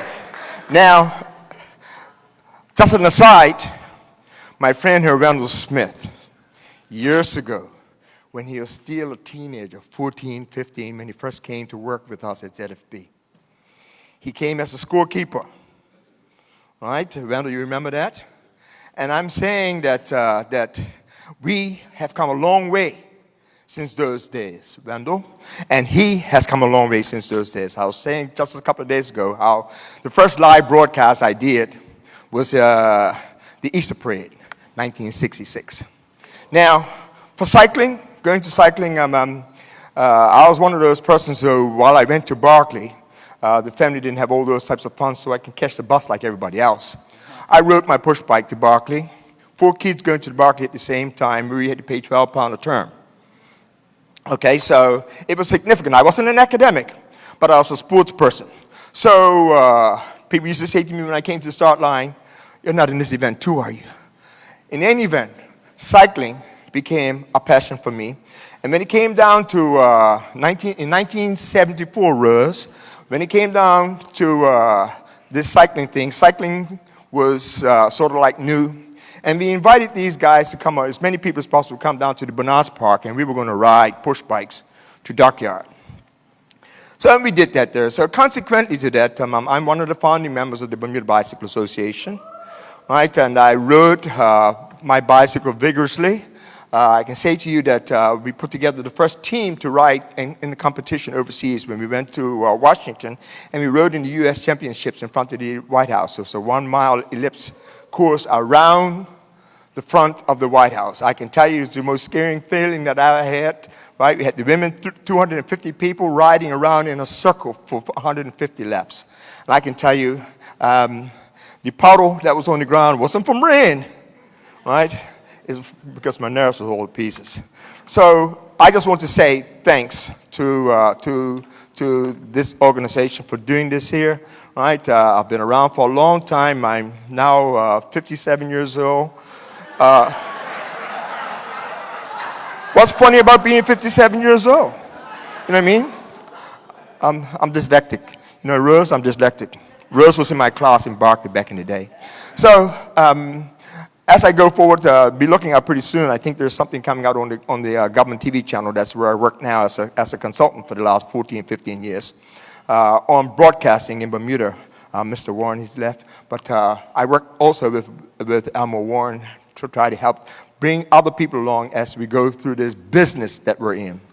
So once again, thank you. And I have to also say, none of this would be happening in my life if it wasn't for that lovely person I married from St. George's, Neville. My wife, Carmelita Stubble Ingham. Thank you very much, you guys. I thought he married Neville. Thank you. The next category is golf. Kevin Benavides. Dwayne Gibson. Burgers, this must be a misprint. It can't be. This has got to be a misprint. Brian Morris.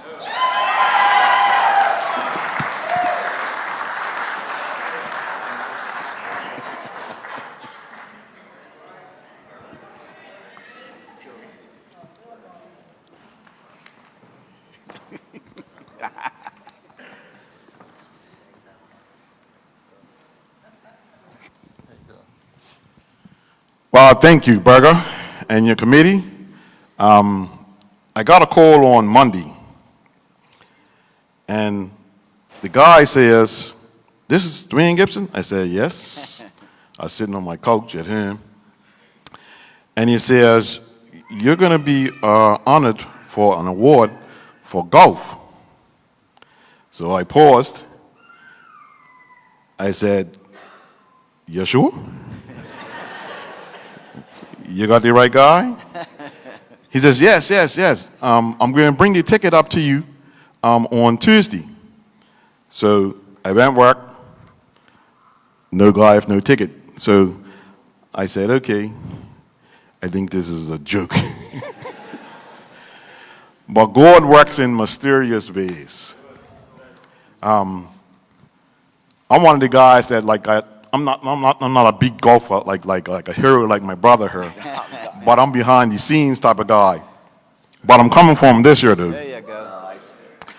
But I'd just like to say thank you to God for giving me the skills that I do have. And I want to thank my beautiful bride.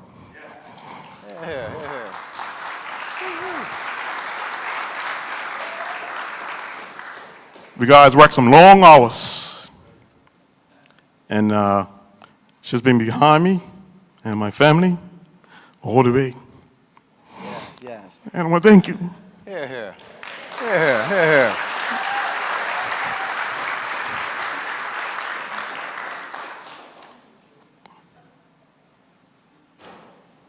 That's all right. That's all right, man. Yeah, man. That's good. This wouldn't be possible without my crew at Belmont. These guys make me look good.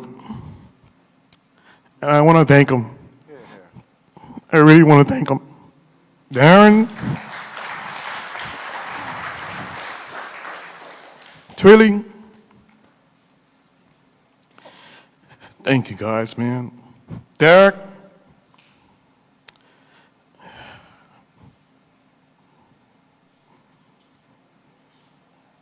That's all right. Take your time. When I can start playing music. I said I wasn't going to cry up here today. Don't worry, Brian makes me cry too when it's near me. I guess I'm getting practice for Sadie. My daughter's getting married, so I guess I'm getting practice now. Yeah. So somehow you might be seeing me cry twice this week. But thank you. Thank you.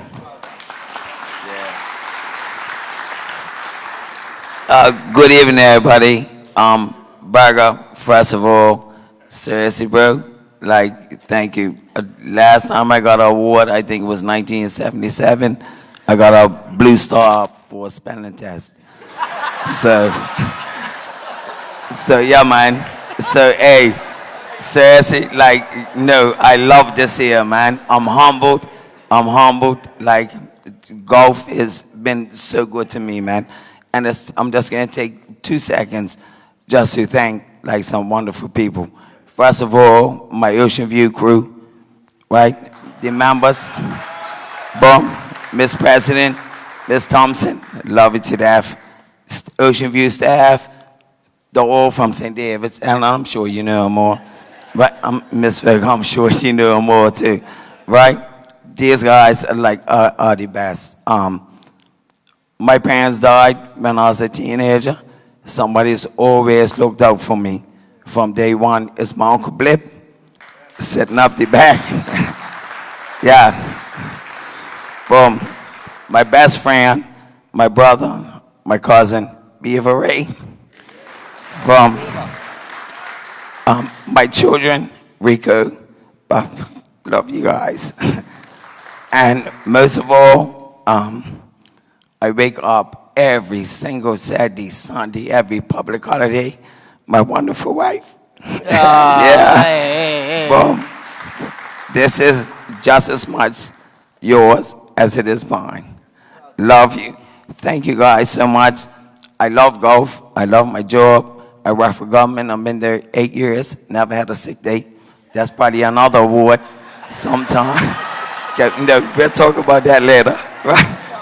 Yeah, okay. But look, Burger, thank you so much, man. Gatty, seriously, this is off the hook. Me and Gibby was together, from day one. We're going to different places. But this is what golf does, man. It brings people together, and you remain friends forever. So thank you, everybody. Congratulations, Brian. Congratulations. This way. Get your picture taken. To the left. Also, Brian is one of the newer members of the Bermuda Masters cricket team as well. And for those of... I mean, you know, it's almost like when we plan our tours, and Hart can tell you, my wife can tell you, and his wife can tell you as well. The first thing they say, isn't that where we're going? Is Brian going? Is Brian going? That's the first thing they ask. Is he going? Make sure he's making the trip. You know, we have so much. We've had so many accolades here. But Wendell, I think we deserve to give. I'm going to tell you why we should give Wendell a hand right now, because he has the distinction. Wendell Smith, has the distinction of being the second best opening bat and the second best sports announcer in Bermuda. So let's give him a hand. Well done, Wendell. Well done. Second best opening bat and his second best sports cricket announcer. Well done, Wendell. Martial arts. DeAndre Morris and Christina Ingham.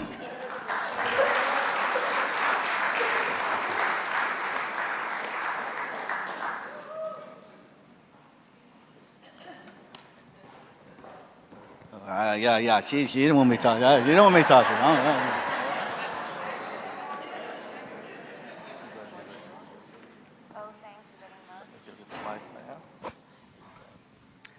Okay, good evening. Thank you very much. Much appreciated. I'd just like to express my appreciation to my principal teacher, who is my husband, Skipper Ingham, through whom I have been able to carry on 50 years in the martial arts. Coming next year, it'll be 50 years. And I've had the opportunity to train with some exceptional people in various places, principally Okinawa, which is the homeland of karate. And coincidentally, Okinawa is very like Bermuda. The climate is similar. Of course, it's much bigger than Bermuda. And the people are very kind and nice, just like Bermuda. So thank you very much. First of all, good evening, everyone. It's such a pleasure and an honor to be amongst so much talent and distinction. And I just want to first thank my Lord and Savior Jesus Christ. Through him I live and move and have my being. I also want to thank Mr. Berger Jennings for putting on such an amazing event. I think we could feel the love in the building, the honor in the building. It's been amazing to see so much people receive what was due to them. Seeing the honor. And I also want to thank Mr. Richardson. I hope you remember me. Of course I remember. This. If you just stop so I can tell them the story. Well, I wasn't going to tell them the story, but I did want to say... That I'm a black belt? You don't tell them that part. Okay, I won't. I was just going to say that this man played a major role in me getting to Thailand, and he used his position to afford me opportunity that will be such a big part of my development. And Miss Christina Ingham, all the BKI family, they were who got me started in martial arts. It's such a privilege and an honor to be here, and thank you. Well done. Go to your left, get a picture. Well done, man. It's good to see you. What he's alluding to as a training officer at the Department of Workforce Development, various persons, young people, older people, they come to our department looking for assistance in doing particular courses. He came wanting to do a course in his discipline. And it was to train to become an instructor. Normally, you know what I mean, I don't know if I want to do this, Minister. But the young man came and he presented. The way in which he presented, it was just something about him that resonated with me. I said, well, I'm going to have to talk to the director. We need to get this young man over. We need to assist him. And now he has his own school as an instructor, and he's doing well. So, you know, we thank you. There is some success stories, Minister. You know, am I the only one that, you know, when I see Ms. Ingham walking the streets, like, I really want to attack her to see if she really knows her stuff? Am I the only one that thinks like that? No? You know, because you hear so much, you're like, you know, when I see her, like sometimes if I knew I wasn't going to get broken bones or something, I would like go, rah, and just to see what she would do, you know. Anyway, it's just me. Powerboat racing. That is a crazy sport, man. That's crazy. Derek Simons. And Kelvin Lynch. synonymous with boat racing. Kelvin Lynch is not here. Ah, here we go. We've got his.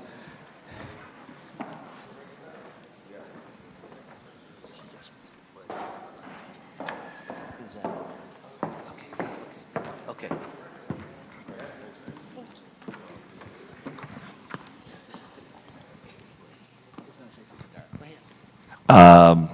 Derek is quite a shy man and just gets on with his business.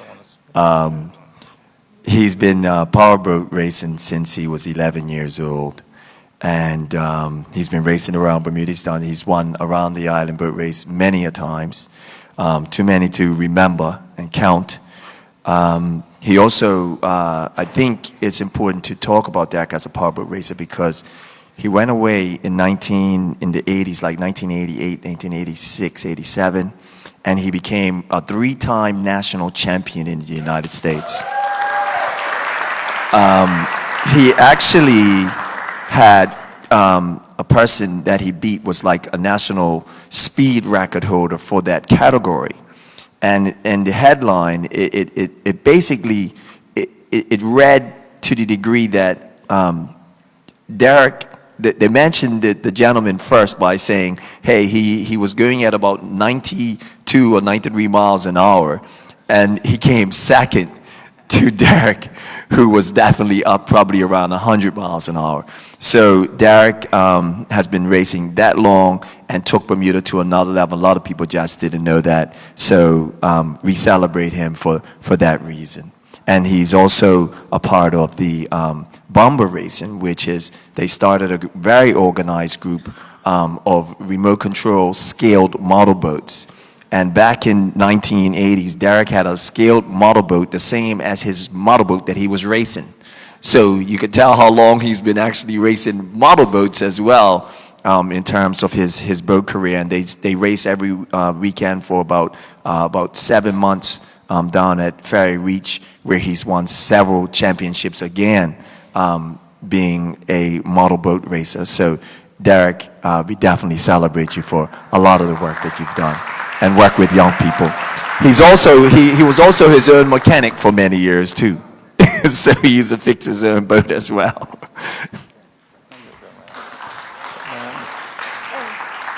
Hi, good evening. So I guess powerboat racing, I guess the most famous story I have of my dad is when he was racing Miss Pepsi down Ferry Reach. Yeah. He was something. And I definitely, you know, everybody who knows him definitely says that they see a lot of him in me, which is also a blessing as well. Of course, most of you know he passed earlier this year. So this is definitely, you know, just an accomplishment. And, you know, it means a lot to have the recognition for sure. So I just wanted to say thank you to everybody. You know, it means a lot. All right. Thank you. Just go to your left and get your picture. Well done, man. Yeah, absolutely. Yeah. Yes, I would like to thank Mark Jennings. It's an honor to receive this reward. Thank you.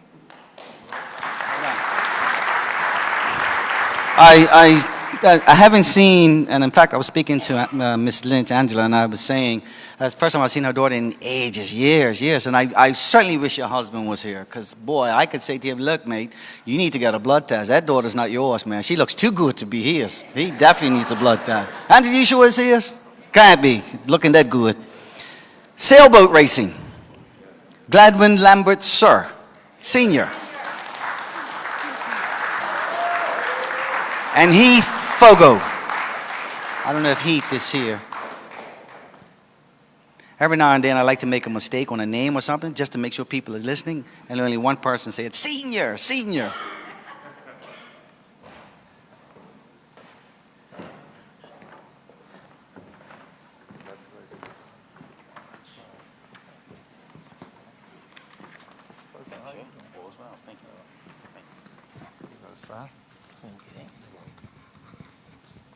Yes, good evening, everyone.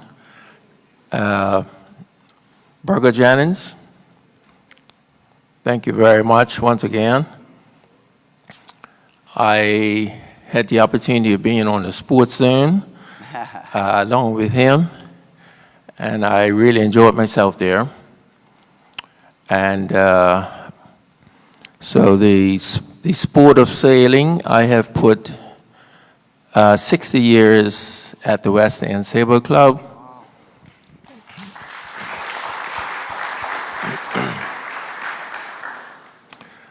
And I'm still sailing up to today. I'm still racing comics.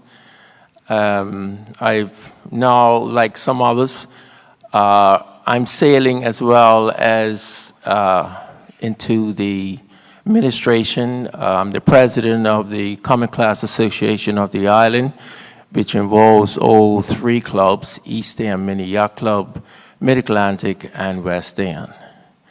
And but I would also like to say that sports have played such a major role in my life, because I ended up with, I would say, 4 sports.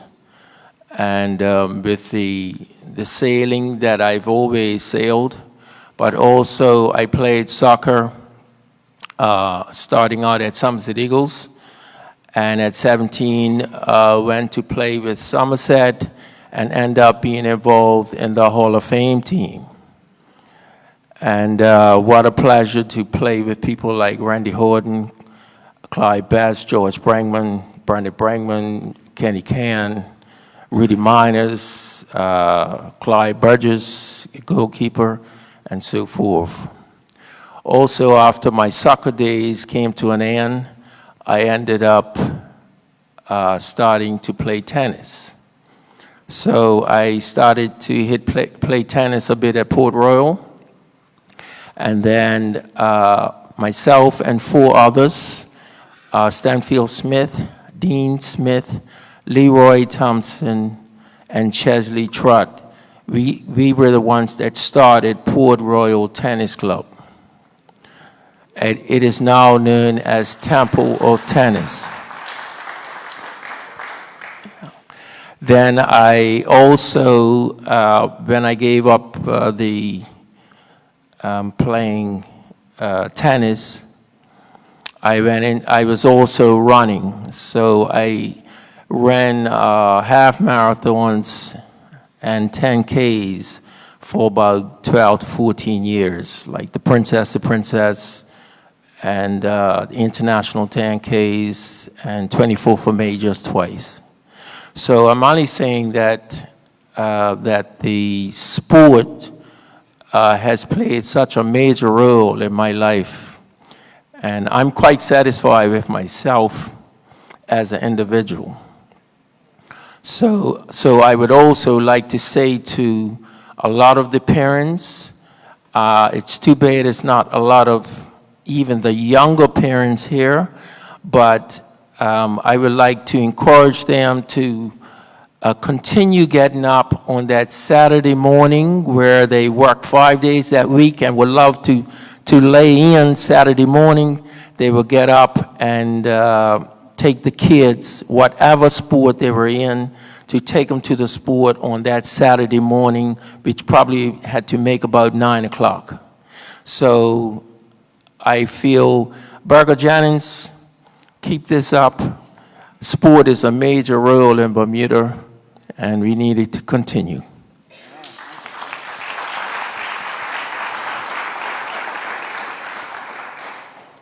Good evening, all. I'm not going to go into the name calling like my colleague, because that would show that his hair needs to be gray and mine's black. But nevertheless, I want to say thank you on behalf of all involved on putting my name forward to receive this award in the world of sailing. This award, even though it's got my name on it, is not just mine, it's all of you. Because Bermuda is very important in the sailing world that most of us don't even know, because we're not taught this in school. And what I'm getting at is that every day you all see a sailboat, it's because of Bermuda. Is why the sailboat looks the way it looks. Back in the day, they had square riggers. I'm sure you know that means the sail was square. And Lewis and David stuff here.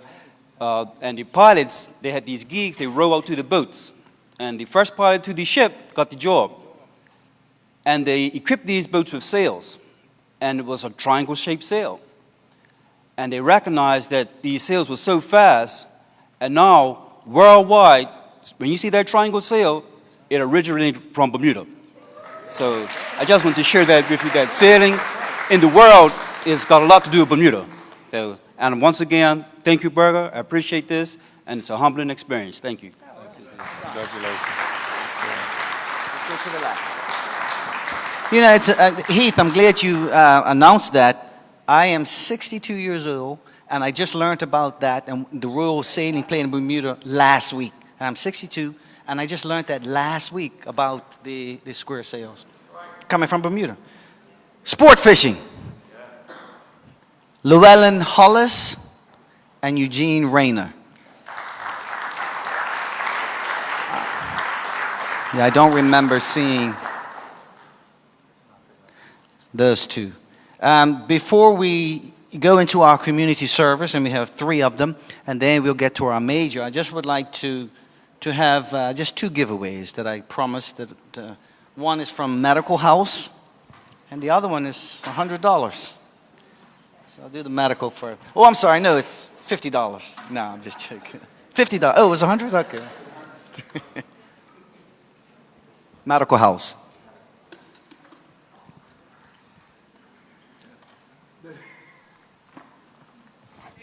The number 005. This all of a sudden, it's not your number. Shake the box, shake the box. No, you know what? The person's probably left. Well, that's okay. If you're going once, well, I think someone's getting it. Oh, we have a winner.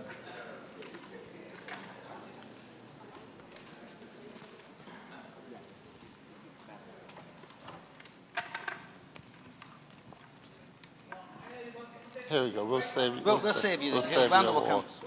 This is free. Thank you. We actually, I should save this. Well done. I should save this for the end. Make sure no one leaves, huh? That's right. I'm going to save this for the end. $100. Community service. Community service. Mr. Clarence Smith. Dr. Waddell Tankard. And Danny Griffin.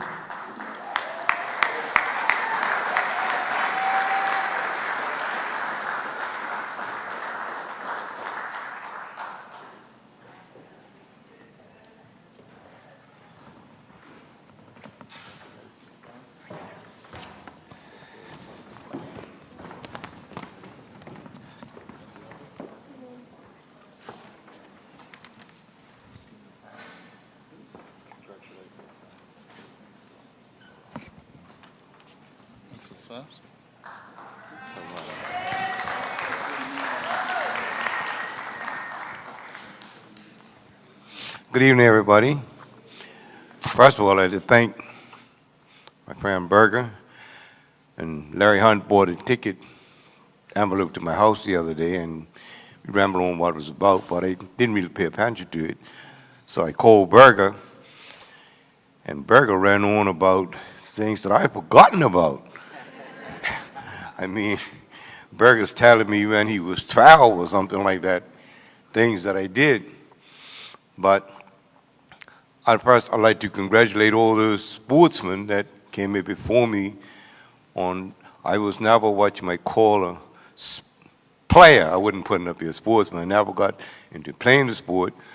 But as a youngster, I look at Miss Simmons, Campbell Simons, and those you might remember those names, and Campbell's Run, Joe Van and his brother, they all played cricket. I was pretty good at it until Joe Van decided to bring that ball off of that concrete wicket and slap me in my ribs. Said, that's not the sport. Being up Somerset, I tried a little bit of soccer, got kicked about a bit, and that was not the sport. So I started running. I did that when I was living on the block, Court Street. My track was Angle Street. running up and down English Street, and it was pretty good. But I never really got to do any of those sports, though at West End School, people like Bourbon Can and Micey Smith said, hey man, you're good, why don't you participate? But I really never did. It seems I was cut out to be an administrator. So I really got involved in really administrating when I took over Somerset Bridge Recreation Club some years ago and was able to get the field leveled and the building built and so forth and so on.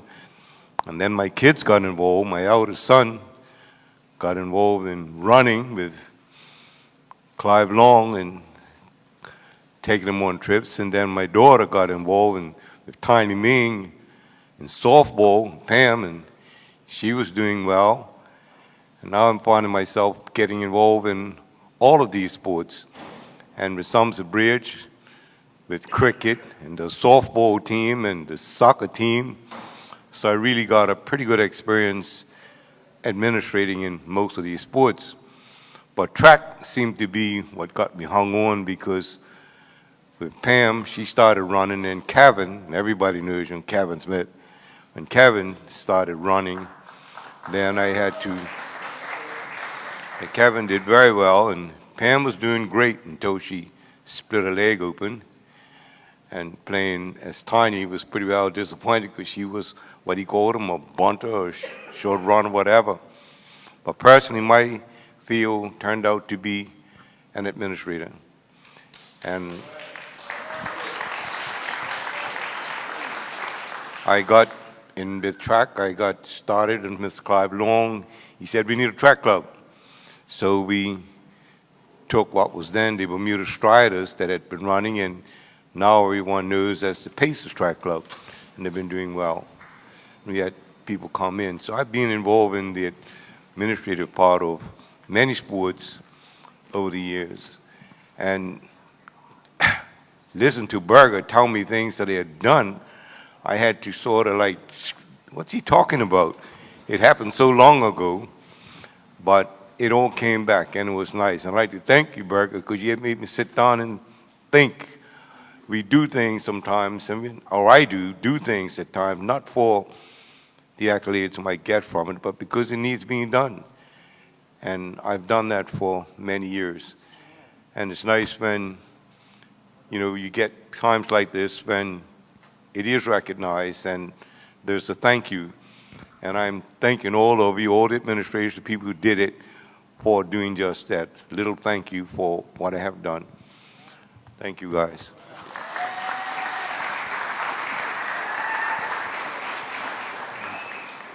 Good evening, everyone. It's a pleasure to be here. Thanks to Berger and his committee. A lot of the sportsmen tonight, I've rubbed shoulders with some of them, so to speak. Mr. Ingham, remember the time when you and I went to Southampton to set up a remote for a cricket game, and you brought the bikes along, and we raced back down? Yes.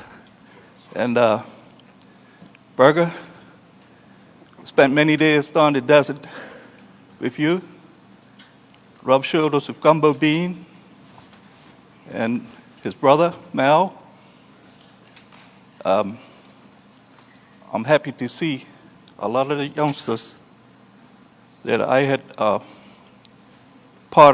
been a part of their life. Like the Bascom boys, they were all a part of my youth team down at North Village. Yeah, I'm just happy that I've been able to touch somebody and help them have a better life. Thank you.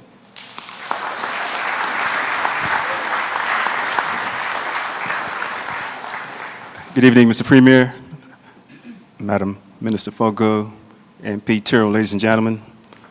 I'm both honored and humble to receive this award. Honored, first, because of many of the awardees this evening are persons whom I admired, looked up to growing up. My mentor, Coach Larry Hunt. Tremendous respect for you, sir. Mr. Larry Darrow, Social Club, Ralph Bean. You gentlemen were like role models for me. And Mr. Darrow, cop match. It is very true, the story that Alan tells about Neville intimidating Somerset batsmen. In fact, that's the story I brought to him. That's what I recall in my mind, clearly. True sportsmanship, Mr. Wainwright, Mr. Simons, gentlemen of honor, distinction. So to be receiving this award, it's humbling. On a daily basis, I wake up and I ask God, grant me the strength to assist someone in any way, shape, and form. This award I receive, I accept on behalf of my wife, who's back there in Malaysia, my children, my mother, father, family, Somerset Cricket Club, Heritage Productions, and all of the organizations in which I work with. I believe you helped to develop me. Truly. Too much is given, much is expected. And so, Mark, to your organization, thank you very much. Congratulations for all the work that you do. Congratulations for bringing us all together. May God continue to bless you and your family. Thank you. You got a picture. This way, Smith. That way you get your picture taken. Nice to see you. Hold on, mate. Thank you. Yes. Tobacco. I was just informed before we get to our major awards, and I promise it won't be much longer, Miss Adderley, and she's brought someone along with her. We'll render a selection, and then we can... Brother Richie. Okay, all right. Brother Richie. Brother Richie and Miss Adderley.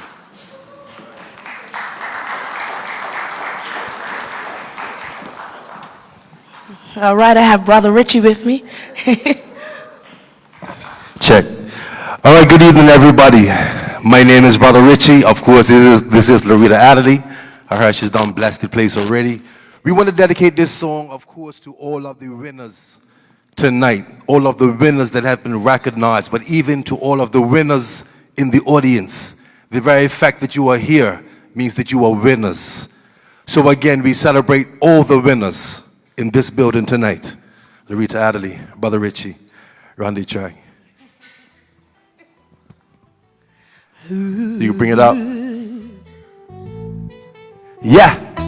All right, be rich. Once again, to all the winners. I'm a winner. Oh, yeah. I'm a winner. Loretta Adderley. Yeah, yeah. Be rich. I'm a winner. Oh, I'm a winner. Yeah, yeah. Tell them. You could talk about me. Talk is cheap. Talk is cheap, yes. You can laugh at me.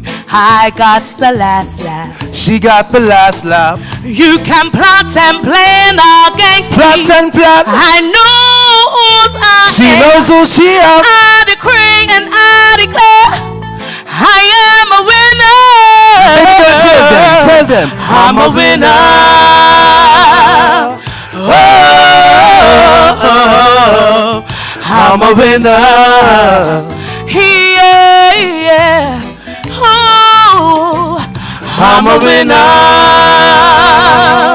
Oh, I'm a winner. Yeah, yeah. I'm a strong woman. Been through much. Been through much. Gone through the pain, gone through the fire, but I called on Jesus and He saw me through. Yes, He did. He saw me through, yeah. Yes, you know He did. He saw me through, yeah. Yes, you know He did, girl. I'm a winner. Tell them. I'm a winner. Oh, I'm a winner. You gotta believe it. Yeah. You better believe it. I'm a winner. Oh, I'm a winner. Tell her one more time, baby girl. you could talk about me, talk is cheap. Talk is cheap, yes. You can laugh at me, I got the last laugh. She got the last laugh. You can plot and plan against Plot me. and plot. I know who's I She am. knows who she is. I decree and I declare I am a winner. Baby girl, tell them. I'm a winner. Oh, I'm a winner. Yeah. Alan Richardson's a winner.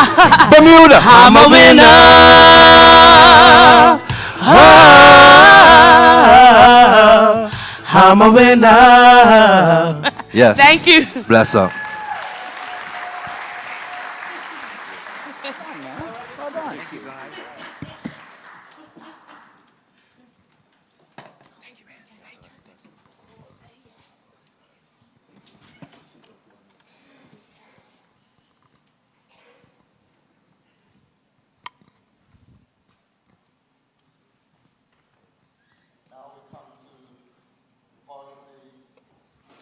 Check. Okay, now we come to the part of the awards where it's going to be some special recognition, and we'll have a bit read about the people, about the various individuals. I have the distinct honor, privilege, and pleasure to ask Mrs. Judy Simons to come to the stage, please.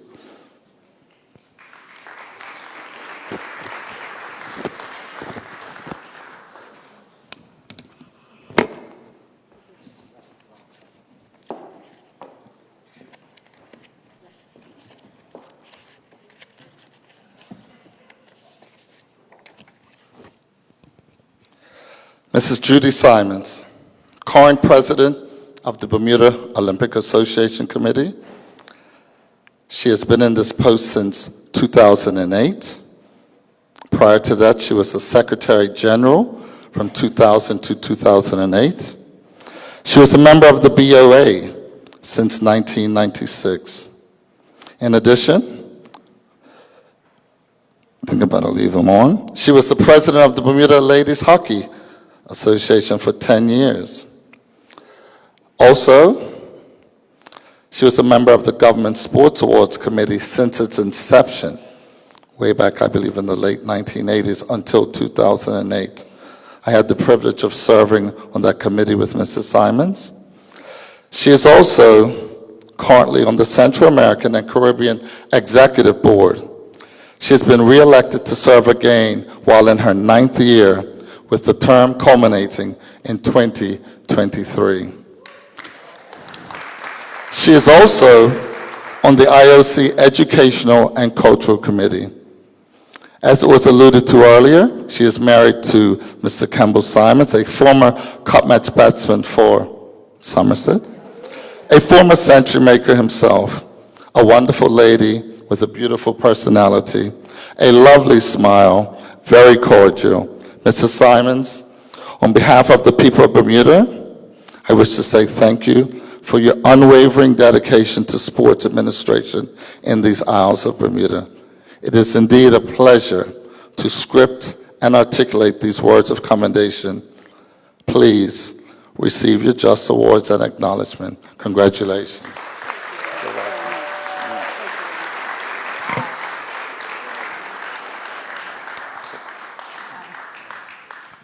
Wow. I'm truly humbled at this recognition. And if I had to be extremely honest, I'm only here because of the people who I'm surrounded with on my executive board, my subcommittees, and the people who have gone before me in allowing me to serve as the president of the Bermuda Olympic Association. I've had a very blessed career in sport. Joe Brown knows me better than anybody else as a tennis player originally, from the age of 7.5. Had the privilege of going overseas and representing Bermuda. But of course, back in those days, sponsorship money was a phrase that was not used. I then got introduced into field hockey and had the distinct privilege of being a representative for Bermuda from 1975 until 1993, and having captained our national team in '79. And then having played in the Pan Am Games, who I work with, my staff at the BOA, and as I said, my executive board, I've just contributed something small to the betterment of our organization and to all our athletes in this country. Berger, I've had the privilege of sitting with you on your sports show, and you've been a great supporter of me. Continue the good work that you do in recognizing all athletes, administrators, and coaches in Bermuda. God bless you, and thank you all very much for this humbling recognition.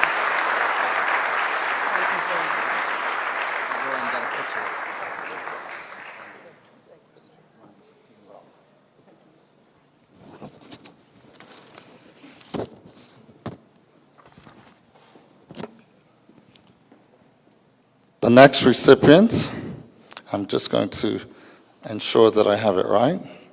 Yes, it is true. And just to make sure that we give due recognition, that prior award was considered the Dudley Eve Sports Administration Award. That's the one that Ms. Simons received. This next award is called the Ellen Peacock Humanitarian Award. It goes to none other than Mr. Giorgio Zano. If you could come forward, please.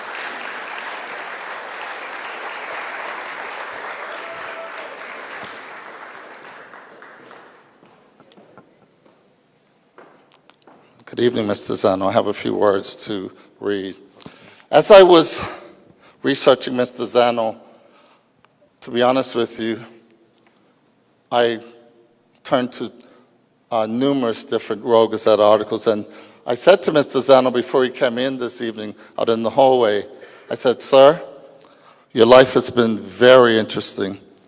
I would suggest that you consider writing a book."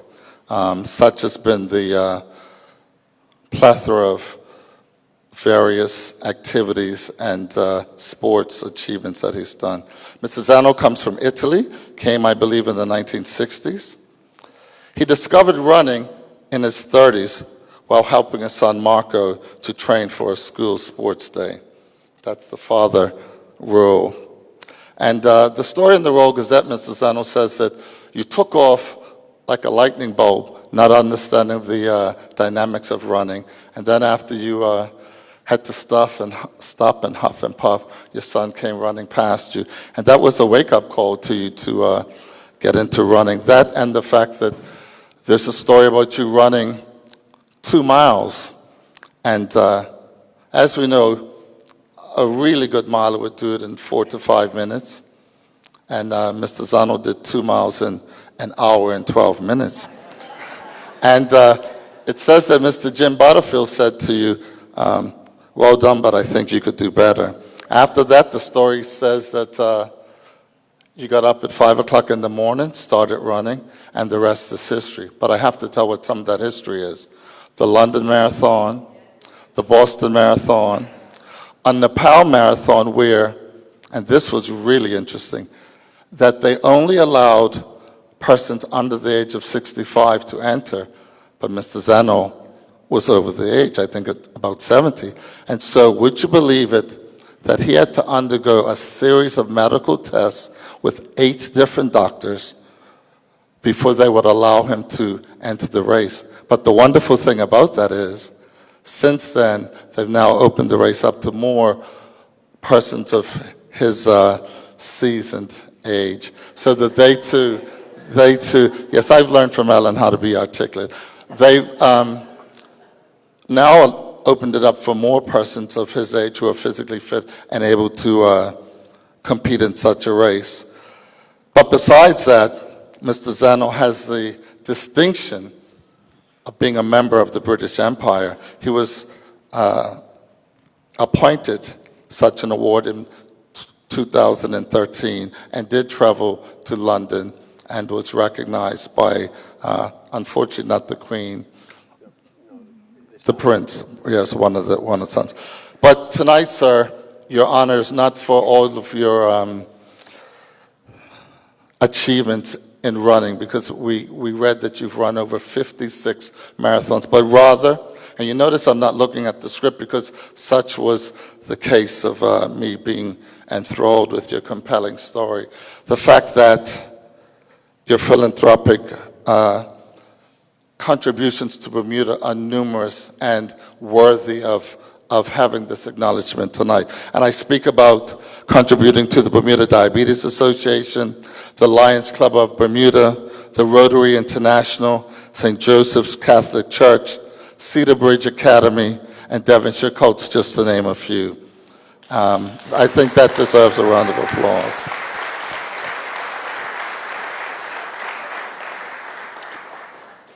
It said in that Royal Gazette article that Mr. Zano is a humble man, and he said at that time, it's good to be able to do something for people less fortunate than we are.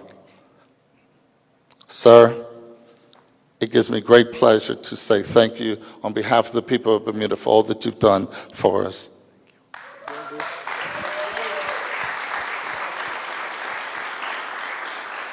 Ms. Fogo, Mr. and Mrs. Halley Scott, Mark Jennings, ladies and gentlemen, good evening. Very seldom I'm almost speechless, and tonight is one of those nights, but I think I can say a few words. It's a great honor and a privilege, and with gratitude that I'm going to accept this award, but it's not just me. First of all, I would like to say thank you to my wife for 53 years.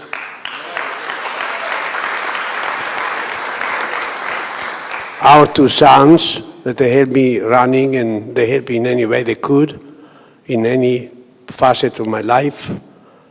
And I would like to say thank you to the entire Lindos family, because without them, and God give us the vision, the health, and the strength to work all together for the common goal and be successful, we would not been able to do and give to the community what we did. So I'm really grateful to all of them. My God has been good to us, just to give us the vision, the health, and the strength. And we will keep on giving to the community as long as we are successful. And I know God is going to be with us all the time, so I don't have to worry about that. Thank you to everybody. Thank you for shopping with us. But that one give us. You come into the store, we give it to the community. This is a two-way street. Thank you very much. Thank you, sir. Well done. Get your picture.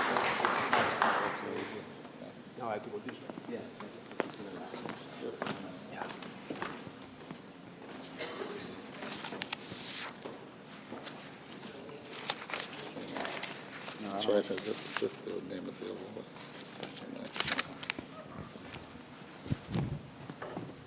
I just look young. At this particular time, I would like to call all his papers here. Good life. There you go. To receive the E.F. Gordon Award, the incomparable Dr. Gerard Bean. Now, you would like, can you make it, Doc? If not, I can come down there, you know. Go ahead, go down. I can come there if you want. Yes. Okay.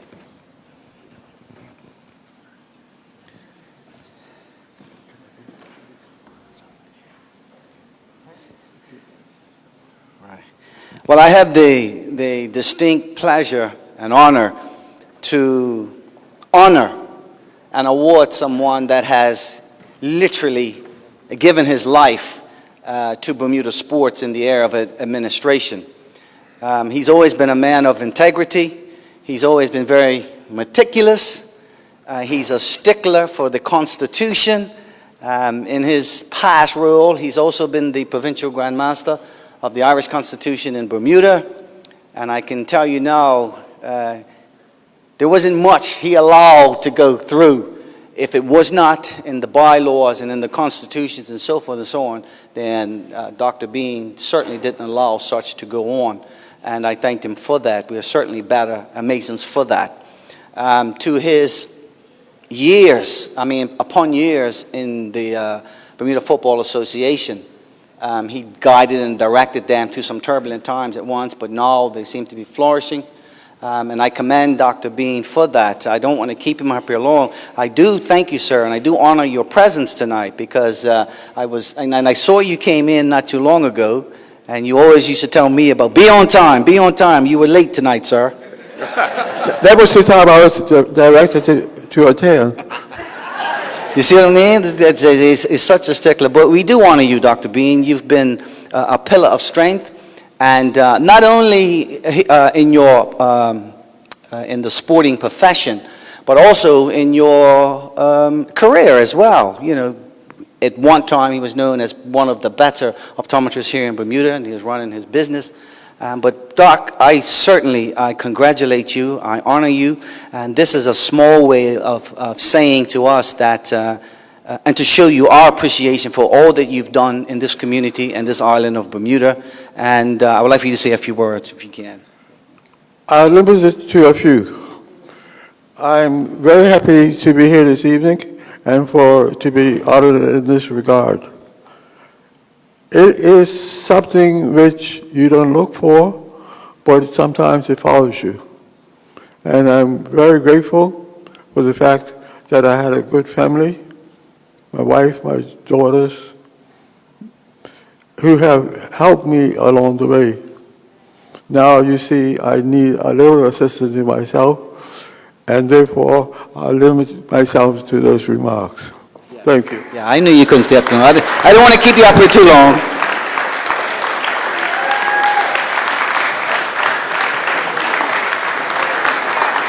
Thank you.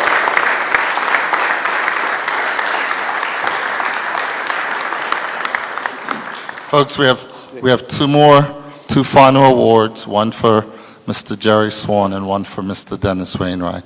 Alan will be presenting to Mr. Jerry Swan. It just keeps getting better, and we will move this right along.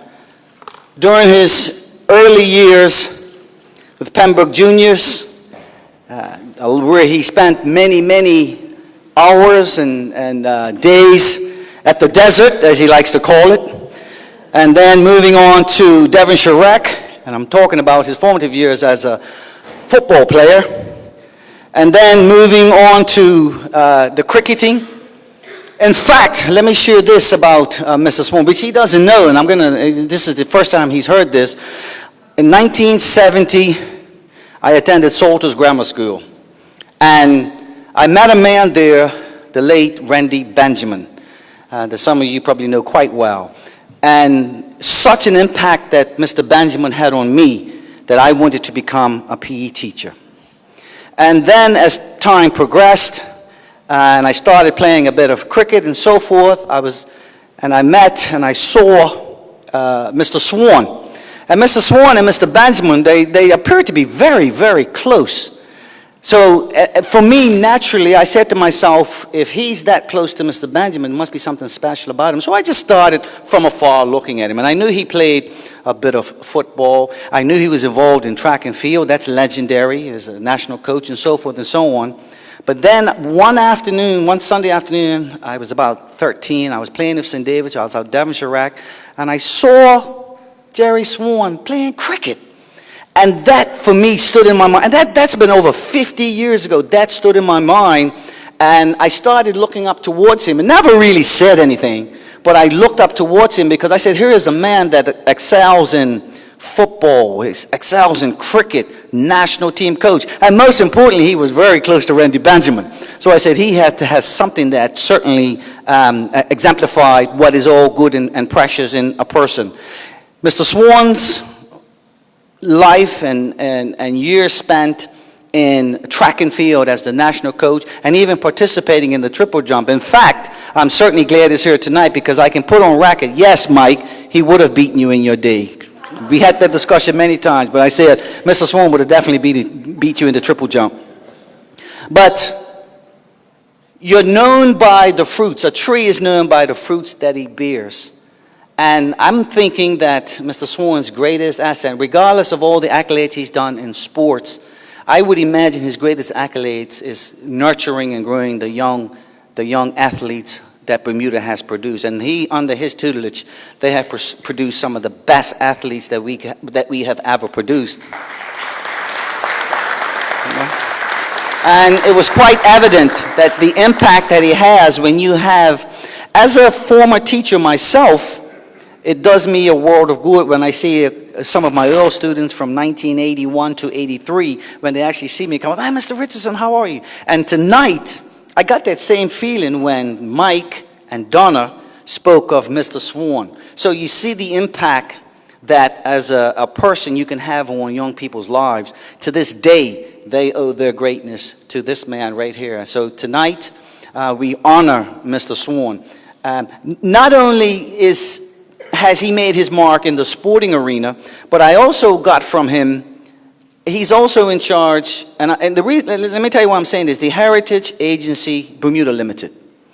And that is a limited that if you have young kids and so forth, you put money aside for years. And I remember way back, it was called I think it was the Canadian Scholarship Fund. I was very hesitant. I didn't join it until my kids were about 10 years old. But when they turned 18, 19, when they were off to college, then all of a sudden Canadian Scholarship gave me this check. I wish I had started many. So if you have not been a part of that and you've got some young kids, I would implore you to see Mr. Swan in that particular company, because I'm telling you, when it's time to go to college, that will certainly assist you. And I just wanted to throw that in because Mr. Swan is not only known in the sporting arena, but he's also got a company that will assist you as parents in helping your kids, again, in the kids arena. So it gives me great pleasure, and I'm humbled and honored to finally meet the man I admire so much. And he looks so dapper as well. Mr. Swan, congratulations. Thank you very much. 1 second, Mr. Swan. We'll look forward to your words, but we're going to ask Mr. Charles Marshall to present this to you once you've finished your words, okay? Well, I'll say first, I'll take this, Mr. Swan. I just want to say, Jerry, this is an honor for me to do this. We've known one another a very long time. You've had impact on all facets of Bermuda youth. Thank you very much. And thank your wife to support you all along. Thank you for keeping an eye on him. Well done. Thank you. Thank you so much, Charlie.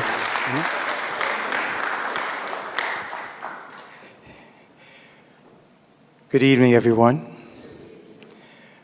For me, when I embarked on the journey as being a teacher and a coach, there was never ever in the back of my mind of being acknowledged maybe sometime down the road or in the future. The task was serving as best as you can the students and the athletes under your charge. And that I try to do, most times very successfully. And when you've been a coach for over 20 years, and most of that time it has been a wonderful journey.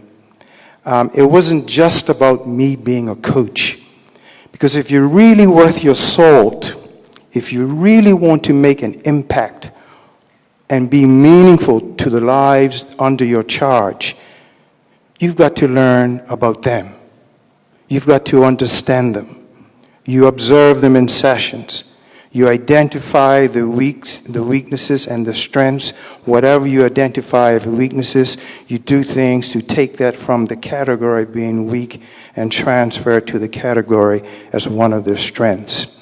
It's been a tremendous journey, and I learned from my athletes. In many ways, and hopefully as much as they learn from me. Part of my philosophy is don't ever allow anybody to convince you or to think you cannot be the best in the world. I'm very serious about that. Don't ever think because you come from a small country, such as Bermuda, you cannot be the best in the world. And I've got a few examples I'd like to share with you for the next few minutes. As I said, my journey has been replete with a number of wonderful experiences that have been provided by so many athletes I've coached, but I just want to share a few of them with you. And part of me sharing this with you is because sometimes over time, we forget certain wonderful milestones. How many of you remember Renika Bean? Renika Bean, at 15 years of age, when Carifta Games was held in Trinidad that year, 1998, I believe, set the Carifta Games 100-meter record for the under-17 girls with a time of 11.28 seconds. You look at any of the women running the 100 meters in today's event, you see a time of 11.28 seconds. As a woman would hold their place and compete very, very favorably for Bermuda if she was still around. I might also add, on that occasion, the under-17 girls ran the heats, semifinals, and finals all in one day. And Renika Bean ran 11-point-something seconds in every race. So and that record, by the way, that under-17 girls 100-meter Carifta Games record still stands today.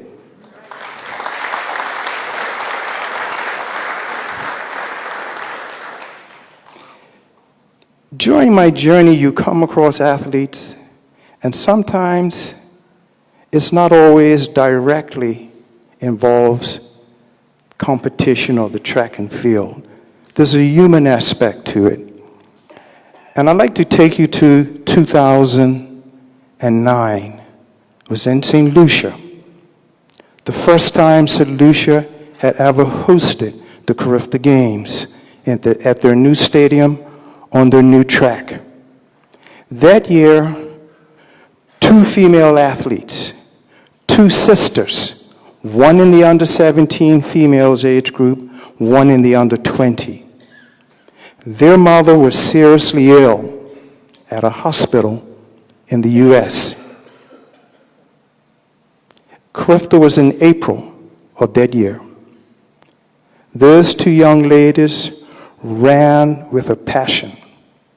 And I know the reason. I know the substance.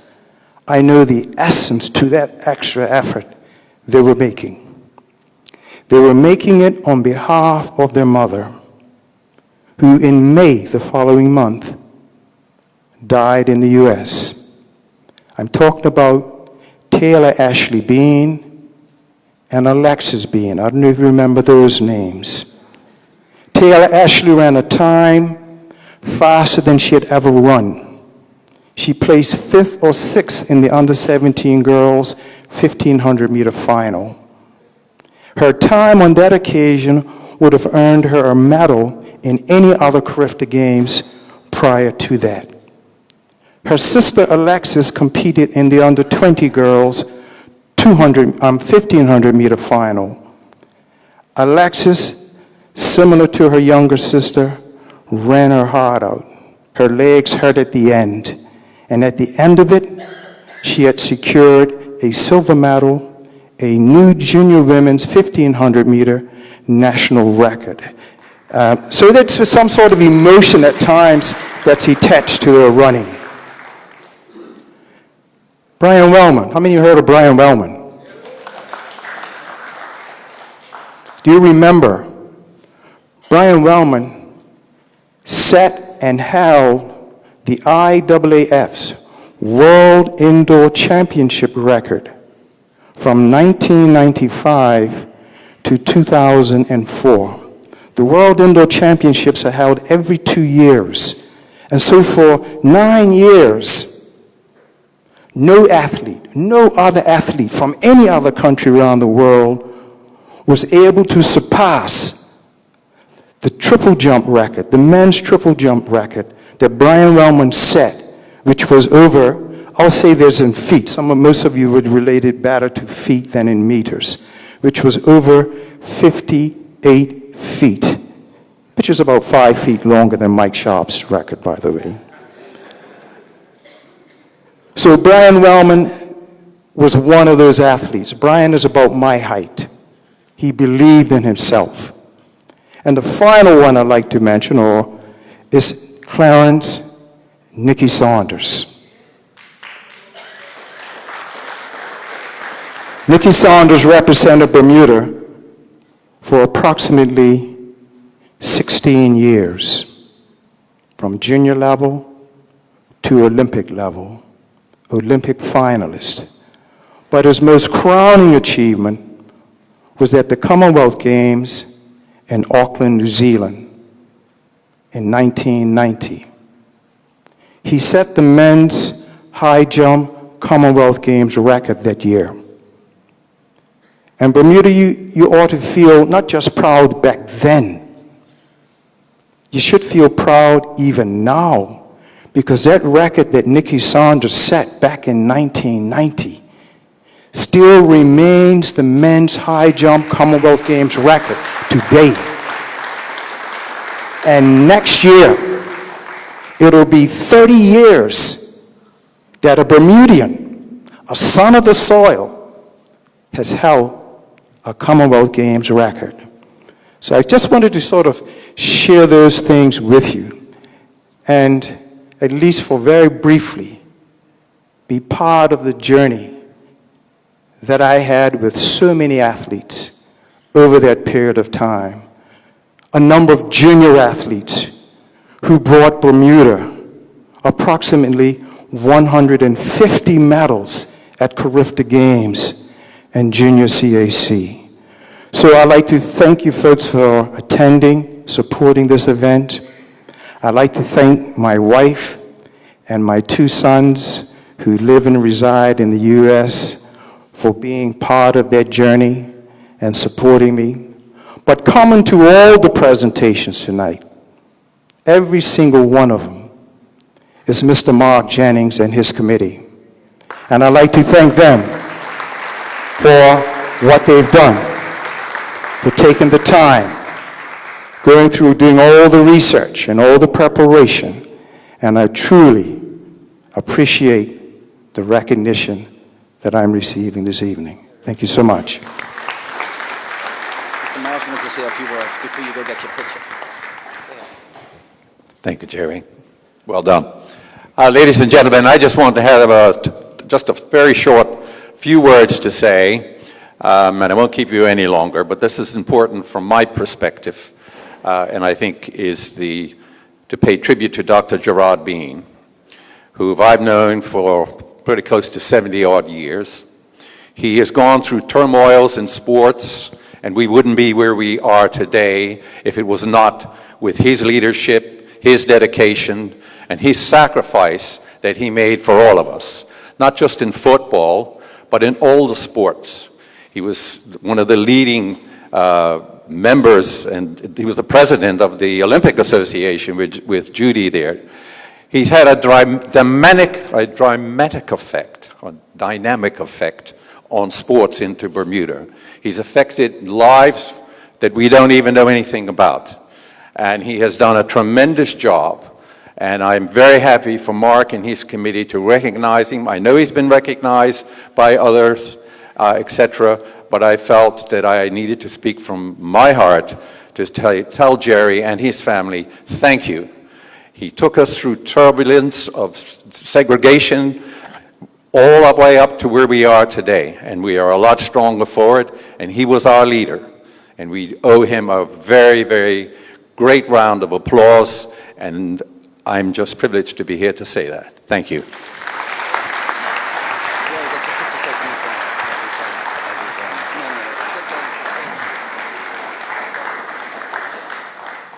Folks, we've come to the finale, and we're going to ask our Honorable Minister of Sports if she'd come forward. I think it's quite fitting, being a St. George's lady, that she gets to give this to someone who was a role model to me, and I'm going to say a few words about him.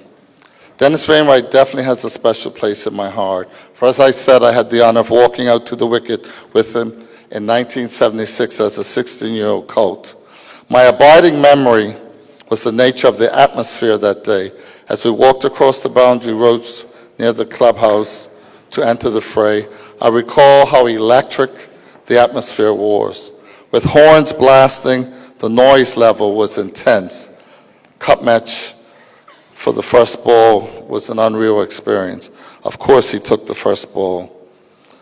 Mr. Wainwright started playing cricket as a 15-year-old. His cup match career spanned from 1957 to 1977.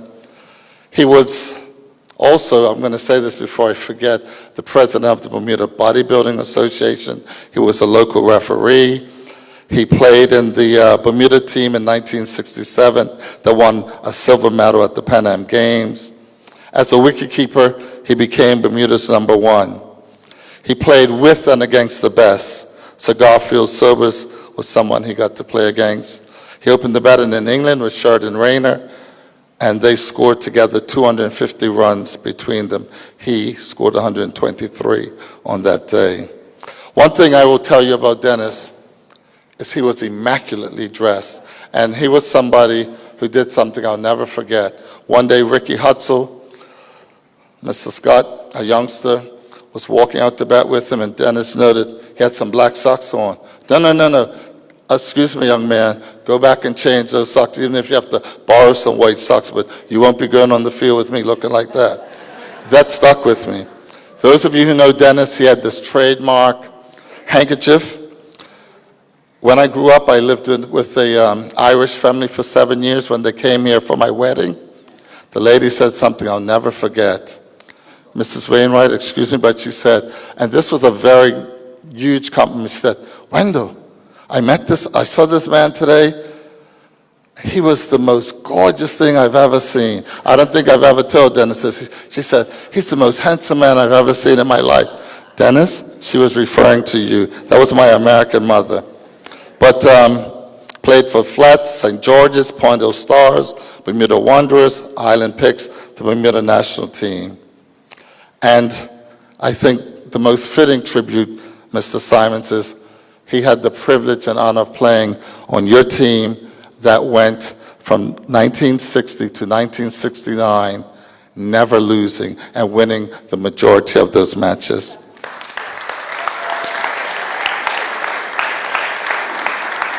Mr. Wainwright, tonight, while we had some humor in the beginning, the thing I will most remember tonight about is the insightful, profound remarks that people, the recipients, had to say about how sports has impacted their life. And I would like to say to you, sir, you have been a true role model. I know you're a man of God, a man of principle, and I have the highest respect for you, sir. Congratulations. It's my honor to say these few words for you. And the minister. Like to present.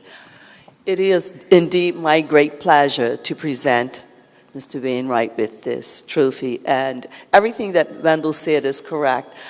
Cup match, if you have the privilege and honor to sit with Mr. Wainwright, he is there immaculately attired, and he pays attention even now to the game.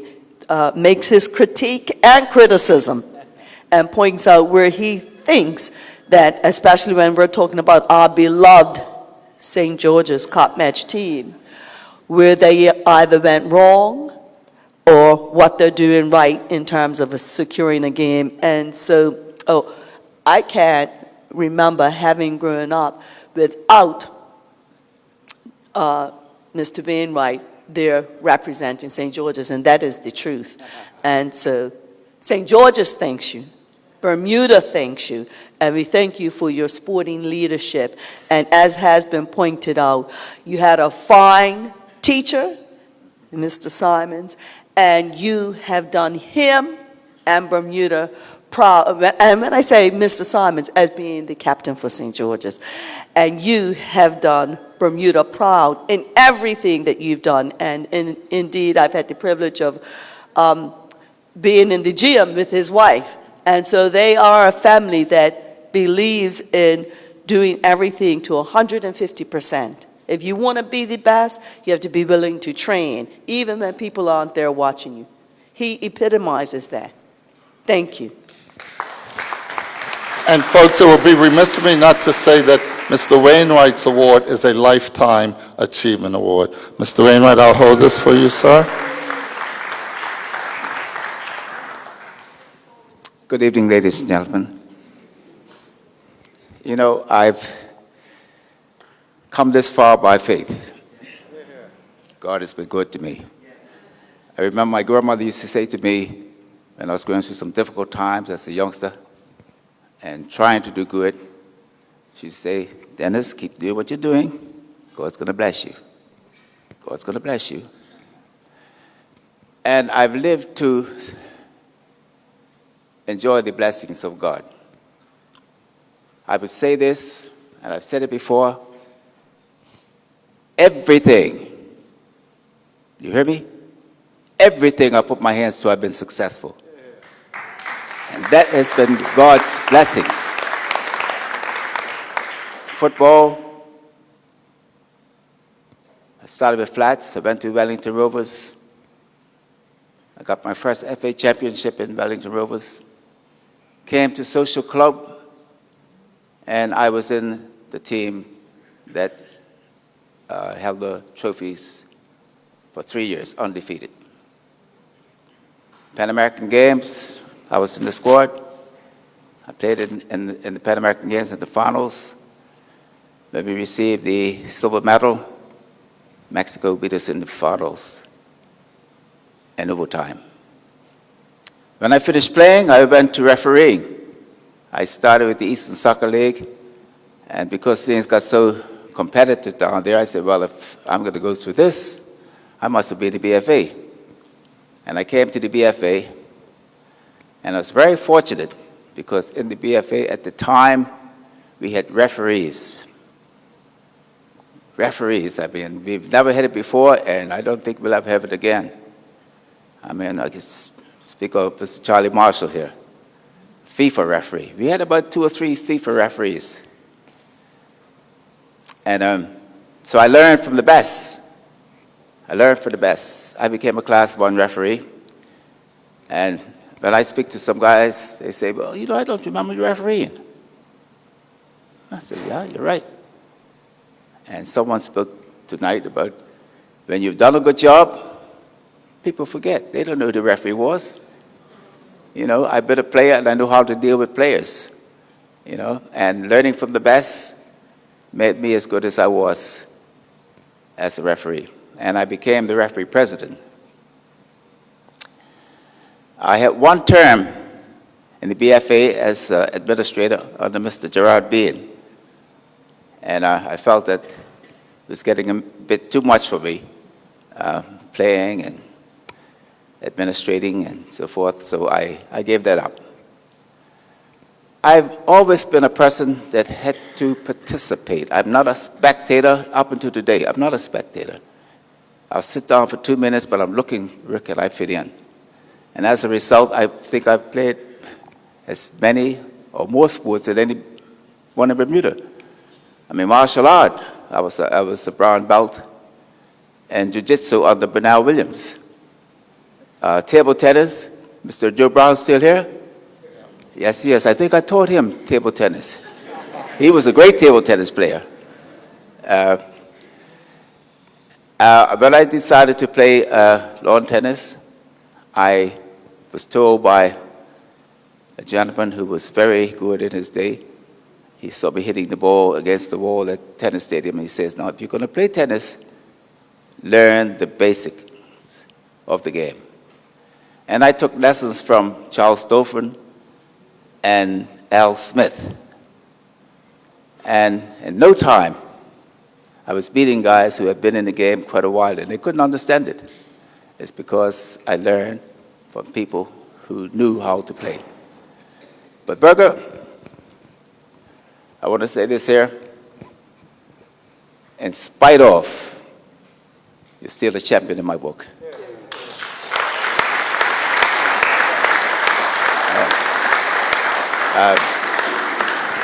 You know, some of us, we have a little handicap, a little problem, and we can't do it. We can't do it. But Berger soldiers on. And he thinks of those who have made contributions to our sport in Bermuda. And as some have said before, and I always say, it's nice to smell your roses while you're alive. You know, and Berger, I thank you very much. I thank your committee for selecting me this year as one of the awards. And I hope to continue in any capacity that I can to be a service and a servant to any of the sporting events in Bermuda. Thank you very much. Here you go.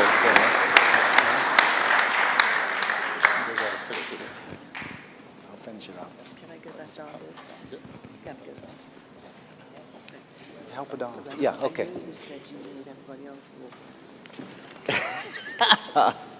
will. Before we give the final remarks, in fact, a giveaway, I've noticed that Gordon Pamplin, but here we go. I thought I saw her come in, and she was to be awarded a trophy in the area of softball.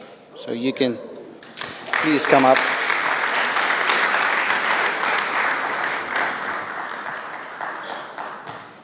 And Randall will present you with your, you can say something in the mic there.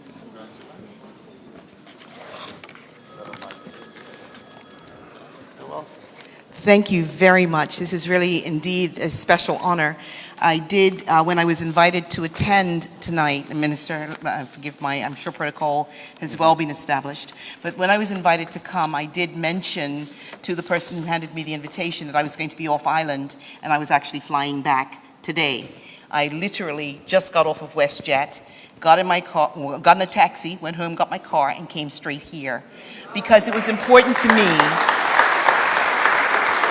Thank you. It was important to me to show my appreciation that somebody has looked at the contribution that every sports person has made, and it would be remiss to have failed to appear. So notwithstanding that I am late, I just wish to say thank you very much for the honor, for the consideration. And Berger, this was really quite a surprise for me because there are so many sports people around the country who are tremendously deserving. I think that as a softball player, part of the Big Blue Machine, I see Rose here, one of my former colleagues, as part of the Big Blue Machine, it was it's quite an honor to be singled out as one of those to receive an extra award.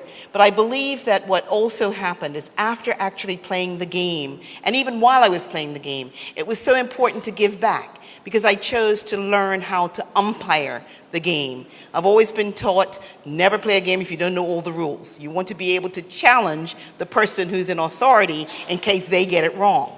So I've always been there to be able to push every umpire to the extent that, to make sure that they know the rules and that they apply the rules. And so for that, it's the administration of the sport, the umpiring in the sport that helps to make each and every one of us a good athlete. And I think that giving to the sport, not just in terms of playing or umpiring, but helping with the administration, helping to give back is critical. There are some players who come and think, well, I've made it to a national team, I've got myself a trip, I've gone and I've returned, and as far as they're concerned, they've got it made. I think that's just the beginning. What we have to do is to acknowledge that but for somebody going before us, we would not have the privileges that we have, and therefore we have the obligation to pay it forward and pay back. So thank you very much again, and I appreciate you. And again, I apologize for my tardiness. You get a picture. Over here. No, just the inside. They have something. There's something hooked up in the back, so you can really get a very good picture. Before we get, I would like to, as you're bringing up the bucket, we do have one more giveaway, the last one for the evening. And as Donald is coming up to have the bucket, I just want to thank each and every one of you for an absolute wonderful evening. Thank you for taking times out of your schedules to come. And to our chief patron, the Honorable Sir Alex Scott, and his lovely wife, Mrs. Scott, to the minister, to Charlie, and all the awardees that was here this evening. We want to thank you. After the giveaway, as we like to call it, I'll probably get Randall to take the mic down to Berger so he can wrap us up and say thank you. And there are refreshments. Sorry, there are refreshments afterwards as well. And the number, Randall has it. Shake up the bucket. We have 101. Oh, that was quick. He got a... Oh, a comedian, huh? We got a comedian. Yes, we have a winner. Ah. Come get this $50 bill. Nuts. Thank you, May. Well done. Somebody else has brought up there and taken it. Burger skin. Check those numbers. We're going to allow Berger Jennings to close us out. All right. Hey, Bermuda, thank you guys ever so much. I want to thank the invited guests, and I definitely want to thank the Honorable W. Alex Scott, CBE, JP, former Premier of Bermuda, and his lovely, beautiful wife, Mrs. Olga Scott. Thank you for coming and being a patron. Thank you. Without great patrons like that, we can't put on such events. So thank you ever so much.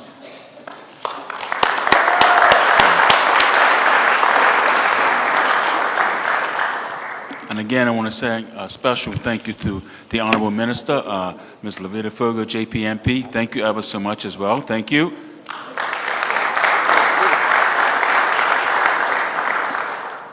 And also the likes of, oh my goodness, one of my favorite guys. He was actually the president of the BFA at one point, Mr. Navaltiro.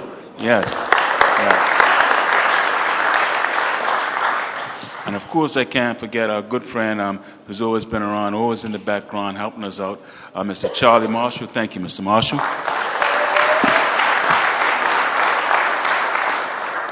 And of course, again, I want to thank people like my parents. I call them my parents, Ralph and Millicent Hill, who are good Christian people who live a good example. Thank you.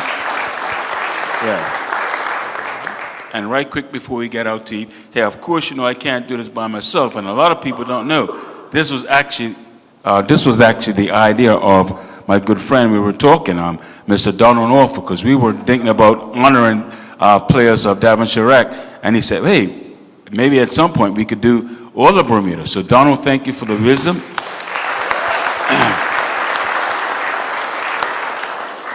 And of course, I want to thank a few people right quickly.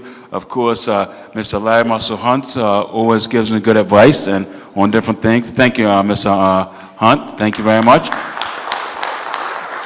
And also Ms. Sharon and Eddie Swan. Thank you ever so much. You guys helped me to get the food prepared at the last hour. So thank you ever so much. So please eat that food, folks. Please. Yes. Yes, indeed. We'd like to say good night and Godspeed, Berger. Are you? Huh? Well, are we ready to say good night? Yeah, we're ready to say good night. And no, I don't. Okay. Well, let me just say a quick thank you to the sponsors. Of course, Mr. The Honorable Alex Scott, and also, oh my goodness, Mr. Butterfield and Vallis Security Associates, Floyd Hayward Painting Company. Thank you, Floyd. Oh my goodness, there's so many other people that helped out tonight.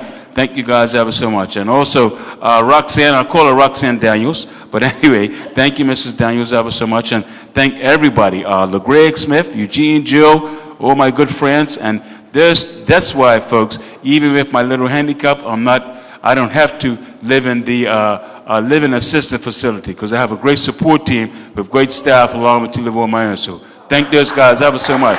God bless you. Have a good night. Oh, and of course, we have to thank Alan and Randall Richardson, my two cup masherers. Yes, indeed. God bless you.